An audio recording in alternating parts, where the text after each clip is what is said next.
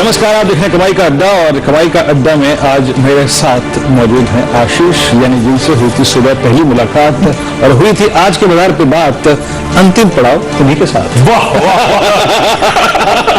इसमें लाइना में पढ़ के नहीं आया था, मुझे पढ़ के नहीं आया था।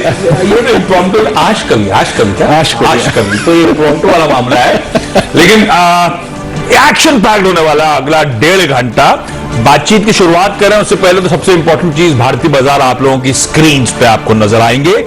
दिन के हाईस पे जब हम इस शो की शुरुआत कर रहे हैं, दिन के हाईस पे भारतीय बाजार इस समय कामकाज करते हुए 125 पॉइंट निफ्टी में उछाल, दोनों बेंचमार्क सेंसेक्स निफ्टी ऑलमोस्ट 1% की उछाल के साथ इस समय कामकाज करते हुए आपको नजर आएंगे। और हाईलाइट देखिए, सुबह से रिलायंस इंडस्ट्रीज इस बाजार की मदद कर रहा था, लेकिन इस समय जो एक्स्ट्रा थ्रस्ट जनरेट हो रहा है वो स्टॉक्स में आपको आपकी स्क्रीन पे HDFC twins, HDFC limited, HDFC bank, Larsen and Toubro, ये वो हैवीवेट्स हैं जो अब एक्स्ट्रा थ्रस्ट जनरेट करने में मदद कर रहे हैं। और इन सब के चलते देखिए क्या मोमेंटम पकड़ा इन स्टॉक्स ने, और इसके चलते निफ्टी और सेंसेक्स ने, निफ्टी बैंक भी 1% का उछाल, तो बढ़िया चौतरफा तेजी वाला दिन वापस। और ये 7th ट्रेडिंग सेशन हो गया तेजी वाला। जी हाँ, 7th कंसेक्यूटिव सेशन है। और आशीष, एक बात अच्छी है कि एक धड़ा जो कमजोर था 2 दिन से, वो बैंक निफ्टी, वो भी आज चल पड़ा। और अब क्लोजिंग और इंटरेस्टिंग है क्योंकि मेटल्स में मूव है, कैपिटल गुड्स में मूव है, एलएनटी पकड़ रखा है और पकड़ा है अब बाजार ने एचडीएफसी और एचडीएफसी बैंक, और ये कॉम्बिनेशन बहुत स्ट्रांग होता है। मैं सुबह की अप्रोच एक बार बात करते हैं आशीष, देखिए सुबह कल हमारी अप्रोच थी कि हम 15,000 की कॉल को रखेंगे, वो रखिए। आज अप्रोच थी कि 15,164 स्पॉट में निकले, तो उसी वक्त 15,200 हो गया। ठीक है, अब आपका आ गया है आशीष 15,244 स्पॉट। याद रखिएगा बहुत स्ट्रांग पुट राइटिंग हो रही है 15,000, 15,100, 15,200 पे।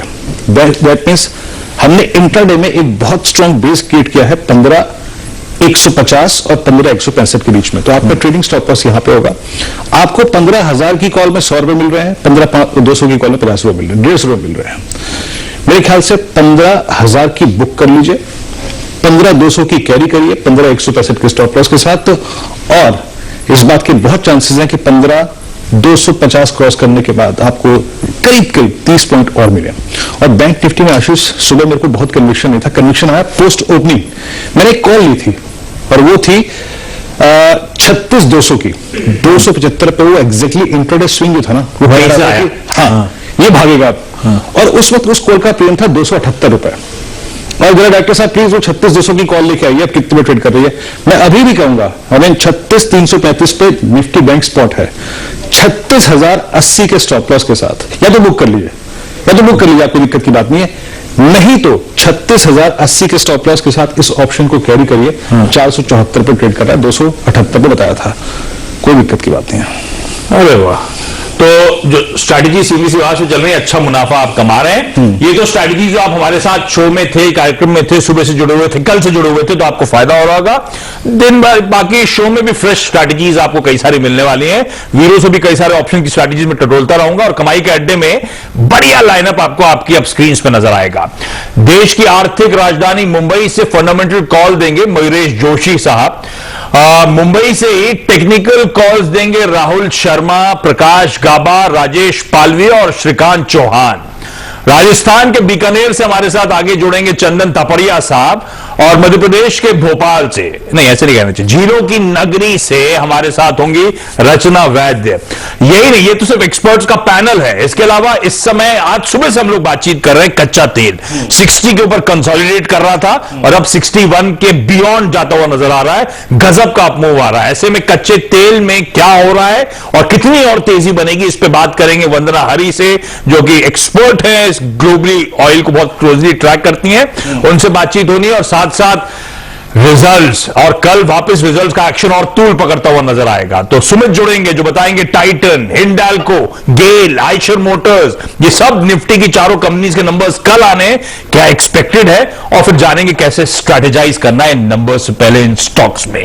बालकृष्ण इंडस्ट्रीज आज का वायदा का टॉप लूजर है, 9-10% का क्रैक आया है, जबकि नंबर्स अच्छे थे। तो ऐसा क्या दिक्कत आ गई, क्या केपेक्स का अनाउंसमेंट कर दिया जो बाजार को पसंद नहीं आ रहा, इस पे बात करेंगे यतिन से, और फिर उसके बाद यतिन के साथ डीलिंग रूम चेक तो हम रोज की तरह वैसे ही लेंगे, और 3 बजे रोज की तरह अपॉइंटमेंट व्यूइंग का टाइम संजीव भसीन IIFL के जुड़ेंगे जो बताएंगे आपको बढ़िया स्ट्रैटेजीज, बढ़िया ट्रेड के मौके, और फिर उसके बाद BTST STBT के कॉल्स। तो बड़ा एक्शन पैक्ड लाइनअप आपको आपकी स्क्रीन पे नजर आएगा। और आप सब पैनलिस्ट से एक रिक्वेस्ट वैसे ही है, आपके पास कॉल्स के लिए तो आएंगे हम लोग। कोई भी ट्रेड आपको अगर नजर आए तो प्लीज आप हाईलाइट कर दीजिएगा, तो हम उसी वक्त आपके पास पहुंच जाएंगे। कुछ भी मिस आउट करने का मूड है नहीं। लेकिन चलिए आप शुरुआत करिए, समझा जाए बाजार और आज के ट्रेडिंग बेट्स। तो राहुल शर्मा साहब के साथ शुरुआत कर रहा हूं। राहुल जी, मोमेंटम तो वाकई स्ट्रांग है, लेकिन अब कैसे स्ट्रेटेजाइज कर रहे हो आप लोग जेम फाइनेंशियल सर्विसेज पे? कैसे निफ्टी बैंक पे पोजीशन हो? कोई फ्रेश ट्रेड बनता है क्या? नमस्कार सभी दर्शकों को और पूरे CNBC आवाज के पैनल को। देखिए, निफ्टी ने 15,000 का लेवल काफी कंफर्टेबली निकाला और आज हम 15,200 के ऊपर भी सस्टेन कर रहे हैं। मेरे हिसाब से 15,500 का लेवल जो हम कल सुबह डिस्कस कर रहे थे, आई थिंक बहुत जल्द निफ्टी में देखने को मिलेगा। तो मेरे हिसाब से बैंक निफ्टी में तेजी का दान बरकरार है। जहां तक बैंक निफ्टी का सवाल है, बैंक निफ्टी थोड़ा सा ब्रॉडली कंसोलिडेशन जरूर कर रहा है, लेकिन आज जैसे HDFC बैंक और HDFC लिमिटेड में एक तरह से फ्रेश बाइंग देखने को मिली है, मुझे लगता है कि बैंक निफ्टी में भी आपको 37,500 तक के लेवल आने को देखने को मिल सकते हैं। आई थिंक जहां तक पूरा मार्केट का सेटअप है, आई थिंक ट्रेडर्स मार्केट है, स्टॉक स्पेसिफिक एक्शन ज्यादा रहेगा। इंडेक्स में परसेंटेज वाइज रिटर्न शायद बड़ा ना बने यहाँ पर, लेकिन स्टॉक स्पेसिफिक मौके काफी अच्छे मिलेंगे कमाई के। उसी सोच के साथ आज का हाई कन्विक्शन आइडिया भी है विप्रो में। यहाँ पर आज के सेशन में काफी स्ट्रॉन्ग वॉल्यूम्स हुए हैं। सुबह के सेशन में हमने देखा IT स्टॉक्स में अच्छा परफॉर्मेंस था। विप्रो में यहाँ पर जो सेटअप है वो दर्शा रहा है कि कहीं ना कहीं 470 का लेवल विप्रो में देखने को मिल सकता है। तो आई थिंक 436 के स्टॉप लॉस से यहाँ पर लॉन्ग ट्रेड बनता है। स्टॉक में काफी कंसोलिडेशन के बाद में अगर बात करूं तो आई थिंक चौथा हफ्ता हो गया स्टॉक को कंसोलिडेट करते हुए। इस स्टॉक में जनवरी के महीने में बहुत स्ट्रॉन्ग परफॉर्मेंस दिखाई दी। आई थिंक यहाँ पर एक फॉलो बाइंग देखने को मिल सकती है विप्रो के अंदर, जहां पे 450 470 के 2 लेवल इमीडिएट बेसिस पे अचीव करने को मिलेंगे। तो 436 स्टॉप लॉस से विप्रो बाय कीजिए। निफ्टी में ध्यान बरकरार है 15,500 के लिए। ओके, एक चीज याद रखिएगा आशीष, अगर निफ्टी इस वक्त डे हाई पर ट्रेवल कर रहा है तो आज बहुत स्ट्रॉन्ग कंट्रीब्यूशन है इसका भी। बैंक्स चले। एक चीज मैं अपने स्क्रीन पे देख रहा हूं जो कि निफ्टी के लिए आखिरी के 1.5 घंटे में डायनामिक्स बदल सकती है, और वो है HDFC। HDFC की आज लोअर शैडो काफी बड़ी, लोअर शैडो यानी प्राइस नीचे टिक नहीं पाया और बाजार इसको ऊपर की ट्रैजेक्टरी में ले जाने को तैयार है। It's all time high for HDFC। ये राइटर साहब एक इसकी कॉल लेके आइए, इसकी कॉल का प्रीमियम है करीब हम इससे पहले कि निफ्टी को चेस करें, बेटर है कि स्टॉक्स को चेस करें। HDFC की जरा एक बार 2900 की कॉल का प्रीमियम लिखा है स्क्रीन पे। 2900 क्यों? क्योंकि हम सीरीज के अभी भी सिर्फ हार्डली सेकंड वीक के फर्स्ट ट्रांच में ट्रेड कर रहे हैं। कोई ऑप्शन ग्रिप में आ गया तो गजब पैसा बनेगा। एक बार कॉल लेके आइए, कितने में ट्रेड कर रही है मेरे ख्याल से 38.25 रुपए पे।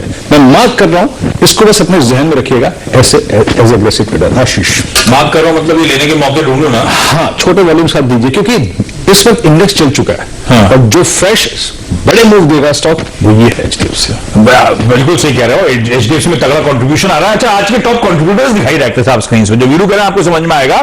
रिलायंस तो सुबह से मजबूत था, उसमें मोमेंटम था। अब इस समय HDFC twins, HDFC limited, HDFC bank, इसमें बैंकिंग की बात करी वीरू ने, उसमें ICICI बैंक और जोड़ लीजिए। ये वो स्टॉक्स हैं, एशियन पेंट्स वो स्टॉक है, ये सब अच्छी मजबूती। उसके नीचे इंफोसिस, एक्सिस बैंक, तो लार्जली बैंक्स, फाइनेंशियल्स और RIL के दम पे हम देख रहे हैं इस तरह की तेजी आती है। और HDFC का 2900 का कॉल, उसमें आप खरीदारी करने के मौके ढूंढ सकते हैं। ठीक है, तो हमने पहला ट्रेड लिया विप्रो पे। इस समय खरीदारी करने के मौके हैं 470 के टारगेट्स के लिए। HDFC की 2900 की कॉल। अगर स्टॉक स्पेसिफिक तेजी प्ले आउट करनी है, बाजार की तेजी को प्ले आउट करना है, तो एक बेहतर तरीका यह हो सकता है। अब जरा गाबा सर के पास चलते हैं और उनसे जान लेते हैं वो कैसे स्ट्रेटेजाइज कर रहे हैं। गाबा सर, क्या ट्रेड बन रहा है निफ्टी बैंक में? आपके भी इवेंचुअल टारगेट बड़े एग्रेसिव है क्या? 15,471 ये 2-4 दिन लग सकते हैं, लेकिन मुझे लगता है जो नेक्स्ट लॉजिकल टेक्निकल टारगेट्स है 15,471 500 नहीं, वहां पर चला जाएगा तो थोड़ा एक रेजिस्टेंस आएगा। अब तक तो ट्रेंड इंटैक्ट है, कॉम्प्रोमाइज नहीं हुआ। डिप्स मिलती है तो खरीदारी का मौका रखता है, और 15,200 एक स्ट्रॉन्ग सपोर्ट है मेरे ख्याल से। डिप्सी तो नहीं मिल रही बाजार में, पर गाबा सर ये ठीक है। तो राहुल शर्मा साहब कह रहे थे 15,500 की तैयारी, गाबा सर भी सिमिलर 15,471 के टारगेट्स की बात कर रहे हैं और डिप्स में खरीदारी करने के मौके ढूंढने हैं। गाबा सर ट्रेड कौन सा इस समय का, stock specific?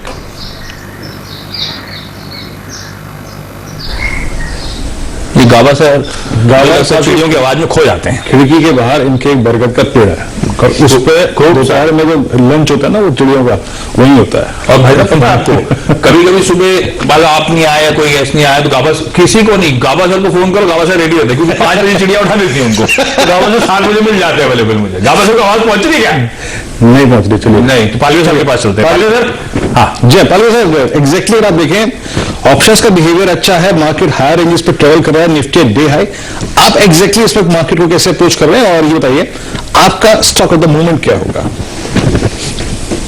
Good afternoon Virendra जी, गुड आफ्टरनून आशीष जी। देखिए मार्केट में ट्रेंड तो पॉजिटिव है और हमें मार्केट के साथ ही रहना होगा और बाय ऑन डिप्स की स्ट्रेटेजी तो बिल्कुल सही है, लेकिन डिप्स मिल नहीं रही मार्केट में।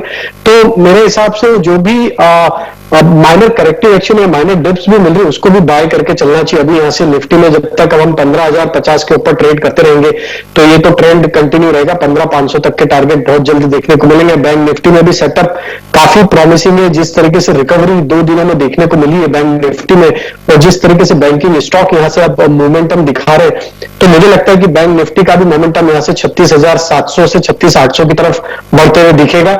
करंट लेवल से 36,100 के आसपास का सपोर्ट है, वो ही एक इंट्राडे स्टॉप लॉस रख के बैंक निफ्टी में भी तेजी की पोजीशन ही रखनी चाहिए। अभी यहाँ से मुझे जो स्टॉक अट्रैक्टिव लग रहा है वो है ऑटोमोबाइल पैक से और वो है एस्कॉर्ट्स। एस्कॉर्ट्स का सेटअप देखें तो स्टॉक में जिस तरीके से पिछले दिनों में एक एक्यूमुलेशन देखने को मिला, आज भी स्टॉक ने अपने प्रीवियस स्विंग हाई को क्रॉस करके उसके ऊपर ट्रेड कर रहा है। तो हमें लगता है कि एस्कॉर्ट्स को यहाँ से करंट लेवल से बाय करना चाहिए। 1505 से 1520 तक के टारगेट आते हुए दिखना चाहिए। 1450 के स्टॉप लॉस से एस्कॉर्ट्स के फ्यूचर को बाय करने की सलाह रहेगी। चलिए मयूरेश जोशी भी हमारे साथ मौजूद है। मयूरेश नमस्कार, कार्यक्रम में स्वागत है। आज आप देखिए एक बार फिर से एक दो स्टॉक्स को देखिए आप। एक तो टाटा समूह के स्टॉक्स में क्या गजब कम हो गया, मतलब Tata chemical, Tata Motors not exactly आज, लेकिन हाँ मूव काफी अच्छा दिया है, चाहे वो जनवरी की सीरीज हो चाहे वो फरवरी की सीरीज हो। मयूरेश आप अभी एग्जैक्टली चेज क्या कर रहे हैं इस बाजार के मोमेंटम को देखते हुए? स्टॉक स्पेसिफिक आपकी अप्रोच क्या है? आफ्टरनून वीरू जी, आफ्टरनून आशीष जी। ये तो बिल्कुल जैसे राजेश जी ने और राहुल जी ने कहा, आई थिंक थोड़ा सेक्टर और स्टॉक स्पेसिफिक एक्शन बिल्कुल रहना चाहिए। और बजट को दूर रखते हुए आई थिंक जो सुबह मैंने कॉल दी थी, आई थिंक वो कॉल रिपीट करूंगा। आई थिंक उसका लॉजिक बहुत क्लियर है। आई थिंक जो इंफ्रास्ट्रक्चर पे स्पेंडिंग सरकार करने वाली है वो 34% ज्यादा है, 5.4 लाख करोड़। कहां पे होगी? Infrastructure development, roads, ports, urban housing, rural housing.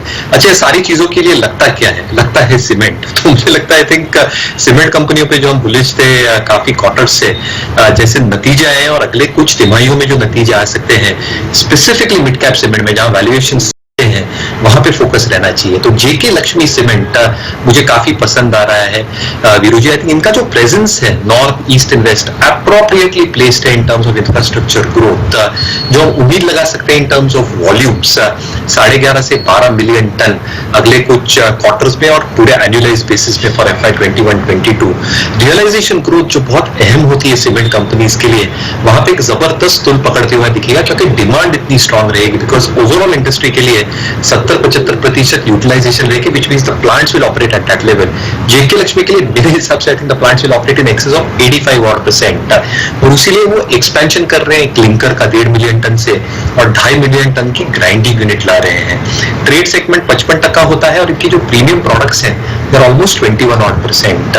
मतलब यही है कि I think जैसे रियलाइजेशन ग्रोथ होगी, EBITDA पर reported ton should be in excess of 825 rupees और इससे कैश फ्लोज इंप्रूव होंगे और डेट इक्विटी जो 0.5 पे है, 0.6 पे, that should come down significantly in the next 2 quarters और next 4 to 6 quarters as well. तो मुझे लगता है आई थिंक बढ़िया स्टॉक है। सीमेंट एज अ सेक्टर पे आई थिंक दाव लगाना चाहिए and the next few quarters specifically second half के नंबर्स मेरे हिसाब से for most cement companies will even be better. तो जेके लक्ष्मी सीमेंट एक क्लियर डिस्क्लेमर, ये स्टॉक हमने हमारे क्लाइंट्स को बताया। सीमेंट में जेके लक्ष्मी सीमेंट पसंद आ रहा है। मोमेंटम तूल पकड़ता हुआ स्टॉक में मयूरेश के बोलते बोलते और 410 के टारगेट्स यहां पे आपको, यानी कि ऑलमोस्ट 35 रुपए का अपसाइड ये स्टॉक जल्दी देता हुआ नजर आएगा। और वैसे सीमेंट आज की हाईलाइट है, कई सारे स्टॉक्स अपने ऑल टाइम हाईस पे इस समय कामकाज कर रहे हैं, जैसे कि Ramco cement, Shree cement, Dalmia Bharat cement, ये सब स्टॉक्स जो इस समय कामकाज कर रहे हैं अपने रिकॉर्ड हाई स्तरों के आसपास, इस तरह का मोमेंटम। और जेके लक्ष्मी सीमेंट की तेजी तो खैर देखते ही बनती है, 2-2.5% दिन के हाईस पर मयूरेश के कॉल के बाद। इस बीच नजर हमें अगले आधे घंटे में 1 घंटे में रखनी है निफ्टी फाइनेंशियल सर्विसेज इंडेक्स पे, निफ्टी बैंक पे। याद रखिए निफ्टी बैंक इस वक्त डे हाई ट्रेजेक्टरी पर ट्रेवल करता हुआ, तो जो हमने वो HDFC पकड़ा था उसमें एक लॉजिक था। अब आपकी स्क्रीन पे क्या हो रहा है, देखिए मेरी स्क्रीन पे क्या हो रहा है, M&M finance at day low, sorry at day high, Muthoot finance at day high. तो NBFCs और जो हाउसिंग फाइनेंस कंपनीज है और बैंक जो है पॉसिबली आखिरी का एक घर सबका मिक्स आपको वो इंडेक्स देगा निफ्टी फाइनेंशियल सर्विसेज। इस बीच मैं एक निफ्टी बैंक पे कॉल लेता हूँ, काम करता हूँ। पालिया साहब, ऑल दो हम एक कॉल पे ट्रेवल कर रहे हैं, CNBC आवाज 36-200 की कॉल पे फाइनेंस के नंबर्स आए और स्टॉक फट गया। प्लीज नंबर्स लीजिए। तो आप लोग की स्क्रीन पे आएंगे मुथूट फाइनेंस के नंबर्स। 910 करोड़ रुपए के प्रॉफिटेबिलिटी के एक्सपेक्टेशंस के सामने 990 करोड़ रुपीस का प्रॉफिट, यानी कि 70-80 करोड़ रुपए स्ट्रीट एक्सपेक्टेशन से बेहतर प्रॉफिट इस कंपनी डिलीवर करें। प्रॉफिटेबिलिटी का आंकड़ा मेरे पास है और उसका रिएक्शन देखिए, स्टॉक एट डेज हाई जिस समय कामकाज करता हुआ ऑलमोस्ट 3% के आसपास की मजबूती, लेकिन बाकी के आंकड़े अभी अवेटेड। सिर्फ प्रॉफिट का आंकड़ा है। और क्विकली पालिया साहब, मुथूट फाइनेंस का चार्ट, तेजी करने के मौके हैं क्या, और हैं तो स्टॉप लॉस का लगना है? बिल्कुल आशीष जी, जिस तरीके से मोमेंटम बना है अभी स्टॉक में, मुझे लगता है कि स्टॉक में जो ब्रेकआउट हुआ है डेली चार्ट पे देखे तो एक डाउन स्लोपिंग ट्रेंड लाइन का ब्रेकआउट देखने को मिला है। स्टॉक में कंसोलिडेशन ऑलरेडी हो चुका था और स्टॉक में जो अब यहां से मूव बना है ये दिखा रहा है कि 1260 1270 तक भी मोमेंटम कंटिन्यू रहेगा। करंट लेवल से भी बिल्कुल बाय किया जा सकता है। 1215 1220 के आसपास आप फ्यूचर ट्रेड कर रहे हैं, करंट लेवल से 1200 के आसपास स्टॉप लॉस रखें। इंट्राडे टारगेट अभी भी यहां से बढ़ते हुए 1245 से 1260 तक आते हुए दिखना चाहिए। निफ्टी आशीष को करना चाहते हैं आप? ना तो बात कर रहा हूं 3.5% ऊपर आ निफ्टी गया। बैंक में वो ब्रेकआउट आ गया। अरे वाह। 36,413 Nifty bank at day high. Rajesh ji, कोई फ्रेश कॉल ऐड करना चाहेंगे आप निफ्टी बैंक पे? और इनफैक्ट एक बार आप लेके आइए, वो 10:30 पे जाते जाते मैं आपको बोल गया था कि ICICI bank will sponsor the pace in Nifty bank. ICICI bank at day high क्यों? क्योंकि एक मात्र ऐसा स्टॉक था जो कि आज सुबह ग्रीन कैंडल लेके मॉर्निंग में 1.5 घंटे बाद ट्रेड कर रहा था, और ICICI बैंक देखिए अब करीब 1.5% 1% ऊपर। राजेश पालिया जी, इन दोनों पे कोई ऑप्शन ऐड करेंगे आप क्या? बिल्कुल ICICI बैंक तो काफी अट्रैक्टिव लग रहा है, और जिस तरीके से इसमें मोमेंटम बना, बिल्कुल ICICI बैंक में कॉल लेके ट्रेड किया जा सकता है। मेरे हिसाब से ICICI बैंक में अब यहां से जो मोमेंटम बनते हुए दिखना चाहिए वो करीब 660 670 के जोन में जाते हुए दिखना चाहिए। करंट लेवल से 660 की कॉल ऑप्शन लेके भी इसमें ट्रेड किया जा सकता है। 11 रुपए 50 पैसे के आसपास अभी ट्रेड कर रही है। इसमें स्टॉप लॉस रखे करीब 8 रुपए के आसपास, और टारगेट इस कॉल ऑप्शन के लगना चाहिए करीब 18 रुपए तक के। तो ICICI बैंक 1 से 2 दिन के लिए कॉल ऑप्शन बाय करे, 18 रुपए से 20 रुपए तक के टारगेट आते हुए दिखना चाहिए, क्योंकि जिस तरीके से ICICI बैंक अब यहां से लीड कर रहा है। बैंक निफ्टी भी आप जो बात कर रहे थे, मुझे लगता है 36,800 तक मूव आते हुए दिखना चाहिए। तो देखिए प्रीमियम तो काफी ज्यादा है बैंक निफ्टी के कॉल्स में, तो 36,800 की कॉल लेके ट्रेड किया जा सकता है, जो कि अभी 225 रुपए के आसपास ट्रेड कर रही है इसी वीक की। उसमें स्टॉप लॉस हम रखेंगे करीब 175 के आसपास, और टारगेट इस ऑप्शन के आना चाहिए करीब 320-340 रुपए तक के। तो बैंक निफ्टी में 36,800 की कॉल ऑप्शन 1 से 2 दिन का ट्रेड रहेगा। मुझे लगता है कि इसमें बिल्कुल ये मोमेंटम कंटिन्यू रहेगा। 36,700 36,800 की तरफ बैंक निफ्टी का मूव आते हुए दिखना चाहिए, तो ये कॉल ऑप्शन बाय की जा सकती है। कॉल के थ्रू बैंक निफ्टी की तेजी को राइड कर सकते हैं। और ICICI बैंक, सुबह जो कहा था कि ये बैंक निफ्टी की रैली को स्पॉन्सर करेगा, वो स्टॉक अब डेज हाईस की तरफ मूव करता हुआ आपको नजर आएगा। जैसे ICICI बैंक में तेजी की बात हुई, वैसी L&T को स्क्रीन पर लेकर आइएगा। लार्सन & टूब्रो में अच्छा उछाल, 1.25% की मजबूती, ये हैवी वेट भी दिन के हाईस पर इस समय कामकाज करता हुआ। राहुल जी के पास जा रहा हूं क्योंकि L&T पे भी कॉल लेना है मुझे, और राहुल जी को एक बढ़िया ट्रेड भी नजर आ गया है, तो राहुल जी से वो भी जानना है। राहुल जी बताएं। जी हाँ, बिल्कुल। देखिए एचडीएफसी लिमिटेड में यहाँ पर डेरिवेटिव्स में खास करके फ्यूचर्स में अच्छी बाइंग देखने को मिली है पिछले एक घंटे में। आई थिंक यहाँ पर एचडीएफसी लिमिटेड पूरी तैयारी कर रहा है 2850 2900 के लेवल लगाने के लिए। तो मेरे हिसाब से 2775 के भाव पे अभी बाय करना चाहिए। कैश के लेवल है 2730 का स्टॉप लॉस रहेगा और 2850 और 2900 के टारगेट रहेंगे। आई थिंक बैंक निफ्टी को यहाँ पर से ऊपर ले जाने में एचडीएफसी ट्विंस को यहाँ पर खास योगदान देना होगा। यहाँ तक एलएनटी का सवाल है, एलएनटी में भी यहाँ पर एक बुलिश फ्लैग पैटर्न का ब्रेकआउट देखने मिल रहा है, जहां पर आप ऊपर में 1625 1650 के लेवल एक्सपेक्ट करके चल सकते हैं। पूरा इनफैक्ट पूरा जो सेक्टर है काफी स्ट्रांग है, यहाँ पर एलएनटी लीड कर रहा है। इतनी बड़ी तेजी आने के बाद भी जरा भी स्टॉक में वीकनेस के संकेत नहीं दिए। तो मेरे हिसाब से 1545 के स्टॉप लॉस से एलएनटी लॉन्ग किया जा सकता है 1600 1625 के टारगेट के लिए। 125 का टारगेट रहेगा। और जो एचडीएफसी की राहुल जी बता रहे थे ना कि कोको प्लस की 2900 का लक्ष्य होगा, हम इसीलिए कह रहे थे कि वो कॉल पकड़ लीजिए।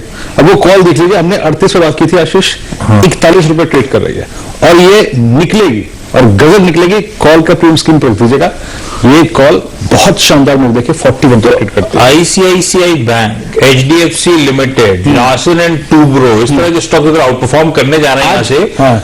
तो फिर कहां थकावट की बात होगी? अच्छा। गावस्कर माल कैसे मिलेगा? गावस्कर कह रहे गिरावट में खरीदो। आज एफआईएस की बहुत स्ट्रॉन्ग बैंक का फिगर आएगा, मैं आपको बता रहा हूँ, क्योंकि जिस क्वालिटी प्रोफाइल ऑफ स्टॉक्स जो मूव जिस कर रहे हैं। प्रोफाइल की स्टॉक। अभी बताइए आशीष, बताइए आखिरकार बजट में ऐसा क्या हुआ? अरे ये एलएनटी की और थर्मेक्स की और आप समझ लीजिए कि जितने केबल गुड्स, सीमेंस की, क्या सीमेंस ऑल टाइम हाई पे था आज। ये रुकी भी नहीं। बजट में क्या हुआ? नहीं, बजट में आपकी बहुत सारी कंपनियों से बात होती है ना, मैं इसलिए पूछ रहा हूँ। नहीं, तो अभी तो बजट पे नहीं, लेकिन बजट जनरली बता देता हूँ क्यों पसंद आ रहा है। बिल्कुल सही सवाल है। बजट में बहुत पॉजिटिव थे, वो अलग बात। क्यों एलएनटी जैसी कंपनी मूव करें, उसके लिए सिंपली सोचिए आप, हम बहुत एडिशनल तगड़ी बोरोइंग करने जा रहे हैं इस साल। निर्मला मैम ने मेंशन करा था 9 लाख करोड़ की बोरोइंग होनी है, 4.5 लाख करोड़ पे पिछले साल हुई थी मोटा मोटी बॉल पार्क। तो डबल बोरोइंग करने वाले हैं, है ना।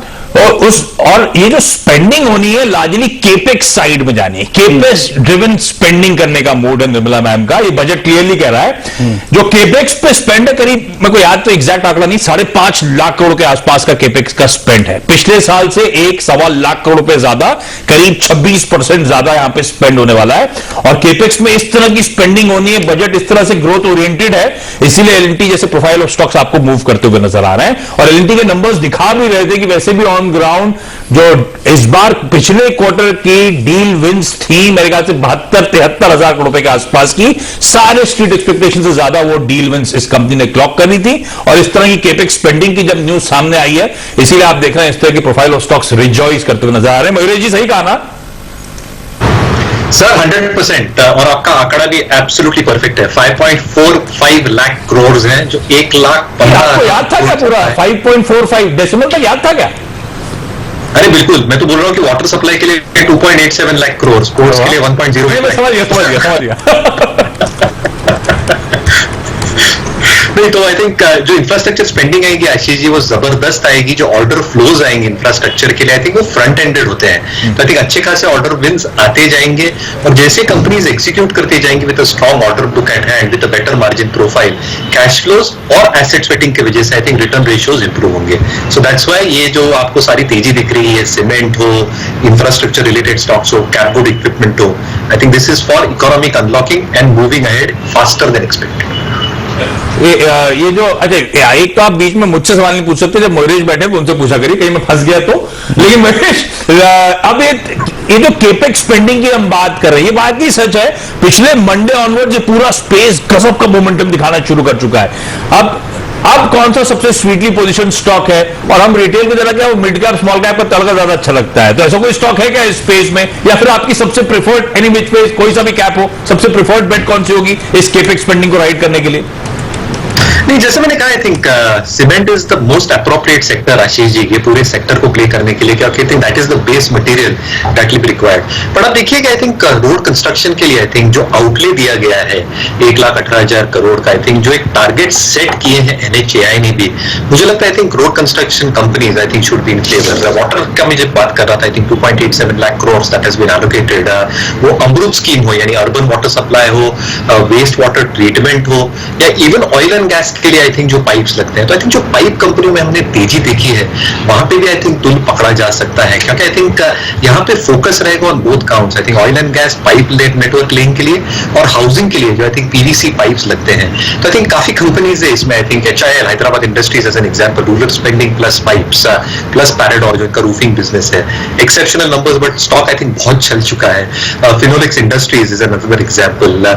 तीसरा आई थिंक एस्ट्रल पॉली की मैं बात कर सकता हूँ, but I think investors should probably do a SIP now, क्योंकि आई थिंक वैल्यूएशंस बहुत महंगे हो गए और स्टॉक चल चुके हैं। क्लियर डिस्क्लेमर कि काफी स्टॉक्स हमारे क्लाइंट पोर्टफोलियोज में हैं। ठीक बात। तो ये वो स्टॉक्स हो सकते हैं, तमाम स्कीम जो गवर्नमेंट ने अनाउंस करी है उनके चलते इन स्टॉक्स को उड़ा पे रखें, लेकिन हाँ मार्केट बहुत चल चुके हैं, कई सारे स्टॉक्स बहुत चल चुके हैं। फिनोलेक्स इंडस्ट्रीज का मयूरेश नाम नहीं लिया, 4% फट गया, लेकिन मयूरेश अभी भी चल रहे हैं स्टॉक्स। इस दिखाता है किस तरह की लिक्विडिटी और किस तरह की अभी भी आइडियाज की कमी है बाजार में। लेकिन हाँ, आपको अगर मोमेंटम को राइड करना है तो बेहतर तरीका सिस्टमैटिकली इन्वेस्ट करें, SIPs करें जो स्टॉक पसंदीदा है उनमें, यानी कि हल्का हल्का पैसा लगाएं, एक मुश्त पैसा ना लगाएं, वो ज्यादा बेहतर रणनीति होगी। क्वालिटी स्टॉक्स में इन्वेस्टेड तो रहना है, लेकिन ये एक बेहतर विकल्प, बेहतर तरीका होगा। हालांकि बाजार दिन के हाईज पर है, गलत दिन होगा बात करने के लिए, लेकिन कच्चे तेल में नजर डाली आपने? सुबह हम लोग बात कर रहे थे, जमाने में था फ्री, अब हो गया 61 का। एक जमाने तो एक्चुअली 61 लेवल्स पे प्रिसाइसली खड़ा हुआ है, 60 के ऊपर कंफर्टेबली कंसोलिडेट करता हुआ नजर आ रहा है। ऐसे में चल क्या रहा है कच्चे तेल में? क्या वाकई ग्लोबली डिमांड लौट आई है या कुछ और पैरामीटर्स, कुछ और फैक्टर्स एट प्ले हैं और ये कच्चा तेल जा कर रहा है? नीरज बैच में डरा देते हैं, 60 के ऊपर बहुत एग्रेसिव टारगेट उन्होंने खोल दिए हैं। तो ऐसे में काम करा हमने कि वंदना इनसाइट्स की वंदना हरी, जो बहुत ग्लोबली रिनाउंड नेम है, स्पेस को बहुत क्लोजली ट्रैक करती हैं, वो अब हमारे साथ जुड़ती हुई। वंदना मैम, ये क्या होकर रहा है? कच्चा तेल $60 के ऊपर क्यों आ गया? क्या डिमांड वाकई बढ़ रही है, कुछ और हो रहा है? नमस्कार। मैं कोशिश करती हूँ हिंदी में जवाब देने की। तभी समझ में आएगा मैम हमको। तो हम जो जिसे फंडामेंटल्स कहते हैं मार्केट के, तो एक तो सप्लाई है, तेल की आपूर्ति है, और दूसरा है तेल का उत्पादन। तो तेल के उत्पादन को लेके ये तो हमें पिछले साल से ही पता है कि ओपेक नॉन ओपेक जो प्रोड्यूसर्स एक साथ आए, उन्होंने पिछले साल 10 मिलियन बैरल्स डेली उत्पादन एकदम से कम कर दिया। तो उन्होंने काफी उत्पादन वो वापस धीरे धीरे ले आए हैं मार्केट में। पर अभी भी अगर देखें जनवरी से जो साल शुरू हुआ है, तो 7.2 मिलियन बैरल्स पर डे अभी भी उन्होंने मार्केट से निकाल के रखा हुआ है, मार्केट में नहीं आने दे रहे हैं वो सप्लाई। और जो काफी हद तक आश्चर्यजनक बात हुई मार्केट के लिए, वो था 5 जनवरी को सऊदी अरेबिया जो है सबसे बड़े प्रोड्यूसर हैं ओपेक में, उन्होंने कहा कि हम फरवरी और मार्च इन दोनों महीने में 1 million barrel per day daily उत्पादन 1 मिलियन बैरल और कम कर देंगे। तो उन्होंने कहा कि ठीक है, डिमांड धीरे धीरे बढ़ रही है, पर अभी भी जो विंटर चल रहा है, सर्दी का मौसम चल रहा है, फ्लू सीजन होता है, इसमें कोविड बढ़ता रहेगा नॉर्दर्न हेमिस्फीयर में, और इस वजह से हम और सप्लाई कम करने वाले हैं। तो एक तो ये सप्लाई के साइड में था। डिमांड को आपने जो जिक्र किया कुछ देर पहले कि डिमांड में क्या हो रहा है, तो डिमांड में उम्मीद बनी है, ये नहीं कि अभी एकदम से डिमांड बढ़ रही है, पर उम्मीद इसलिए बनी है कि अगर आप कोविड की डेली केसेस का अगर डेटा देखें तो लगभग 5 हफ्ते, पिछले 5 हफ्ते लगातार कोविड केसेस काफी तेजी से नीचे आ रहे हैं।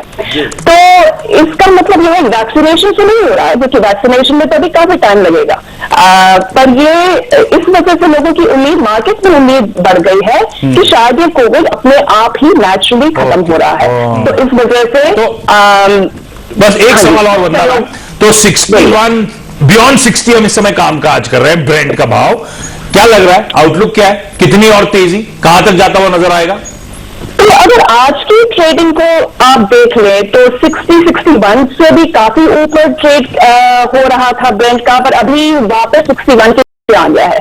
तो तो कुछ लोगों का ये मानना है मार्केट में कि शायद ठीक है, उम्मीद है तेल की का प्रयोग को लेकर, पर शायद ये कुछ ज्यादा ही बहुत जल्दी बहुत तेज तरह से ऊपर चला गया है, तो इसमें थोड़ा सा पुल बैक हो सकता है। मेरे हिसाब से बहुत शार्प करेक्शन नहीं होगा, क्योंकि अनलेस भगवान न करे अगर कोविड फिर से वापस काफी तेजी से आ जाता है, मुझे नहीं लगता बहुत शार्प करेक्शन होगा। पर यहाँ से बहुत ज्यादा तेज रफ्तार से ऊपर जाता है, मेरे ख्याल से ये भी नहीं होगा। तो मैं कहूँगी 60-65 ये रेंज ठीक लगती है मेरे हिसाब से। ये न्यू नॉर्मल हो गया, न्यू नॉर्मल है। हाँ, बहुत बहुत शुक्रिया आपका इस पूरी बातचीत के लिए, अपना रुख बयां करने के लिए, बातचीत करने के लिए हमसे। तो 60-65 is a new trajectory for crude, at least for the time being. ये कच्चे तेल में उछाल का मुझे असर नहीं पड़ रहा।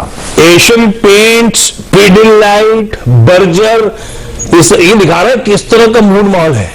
$60 के बियॉन्ड ब्रेंट, और देखिए सारे के सारे स्टॉक क्या मजबूती के साथ इस समय कामकाज कर रहे हैं। एशियन पेंट्स तो टॉप कंट्रीब्यूटर की लिस्ट में खड़ा हुआ है। मेरे ऐसा क्यों?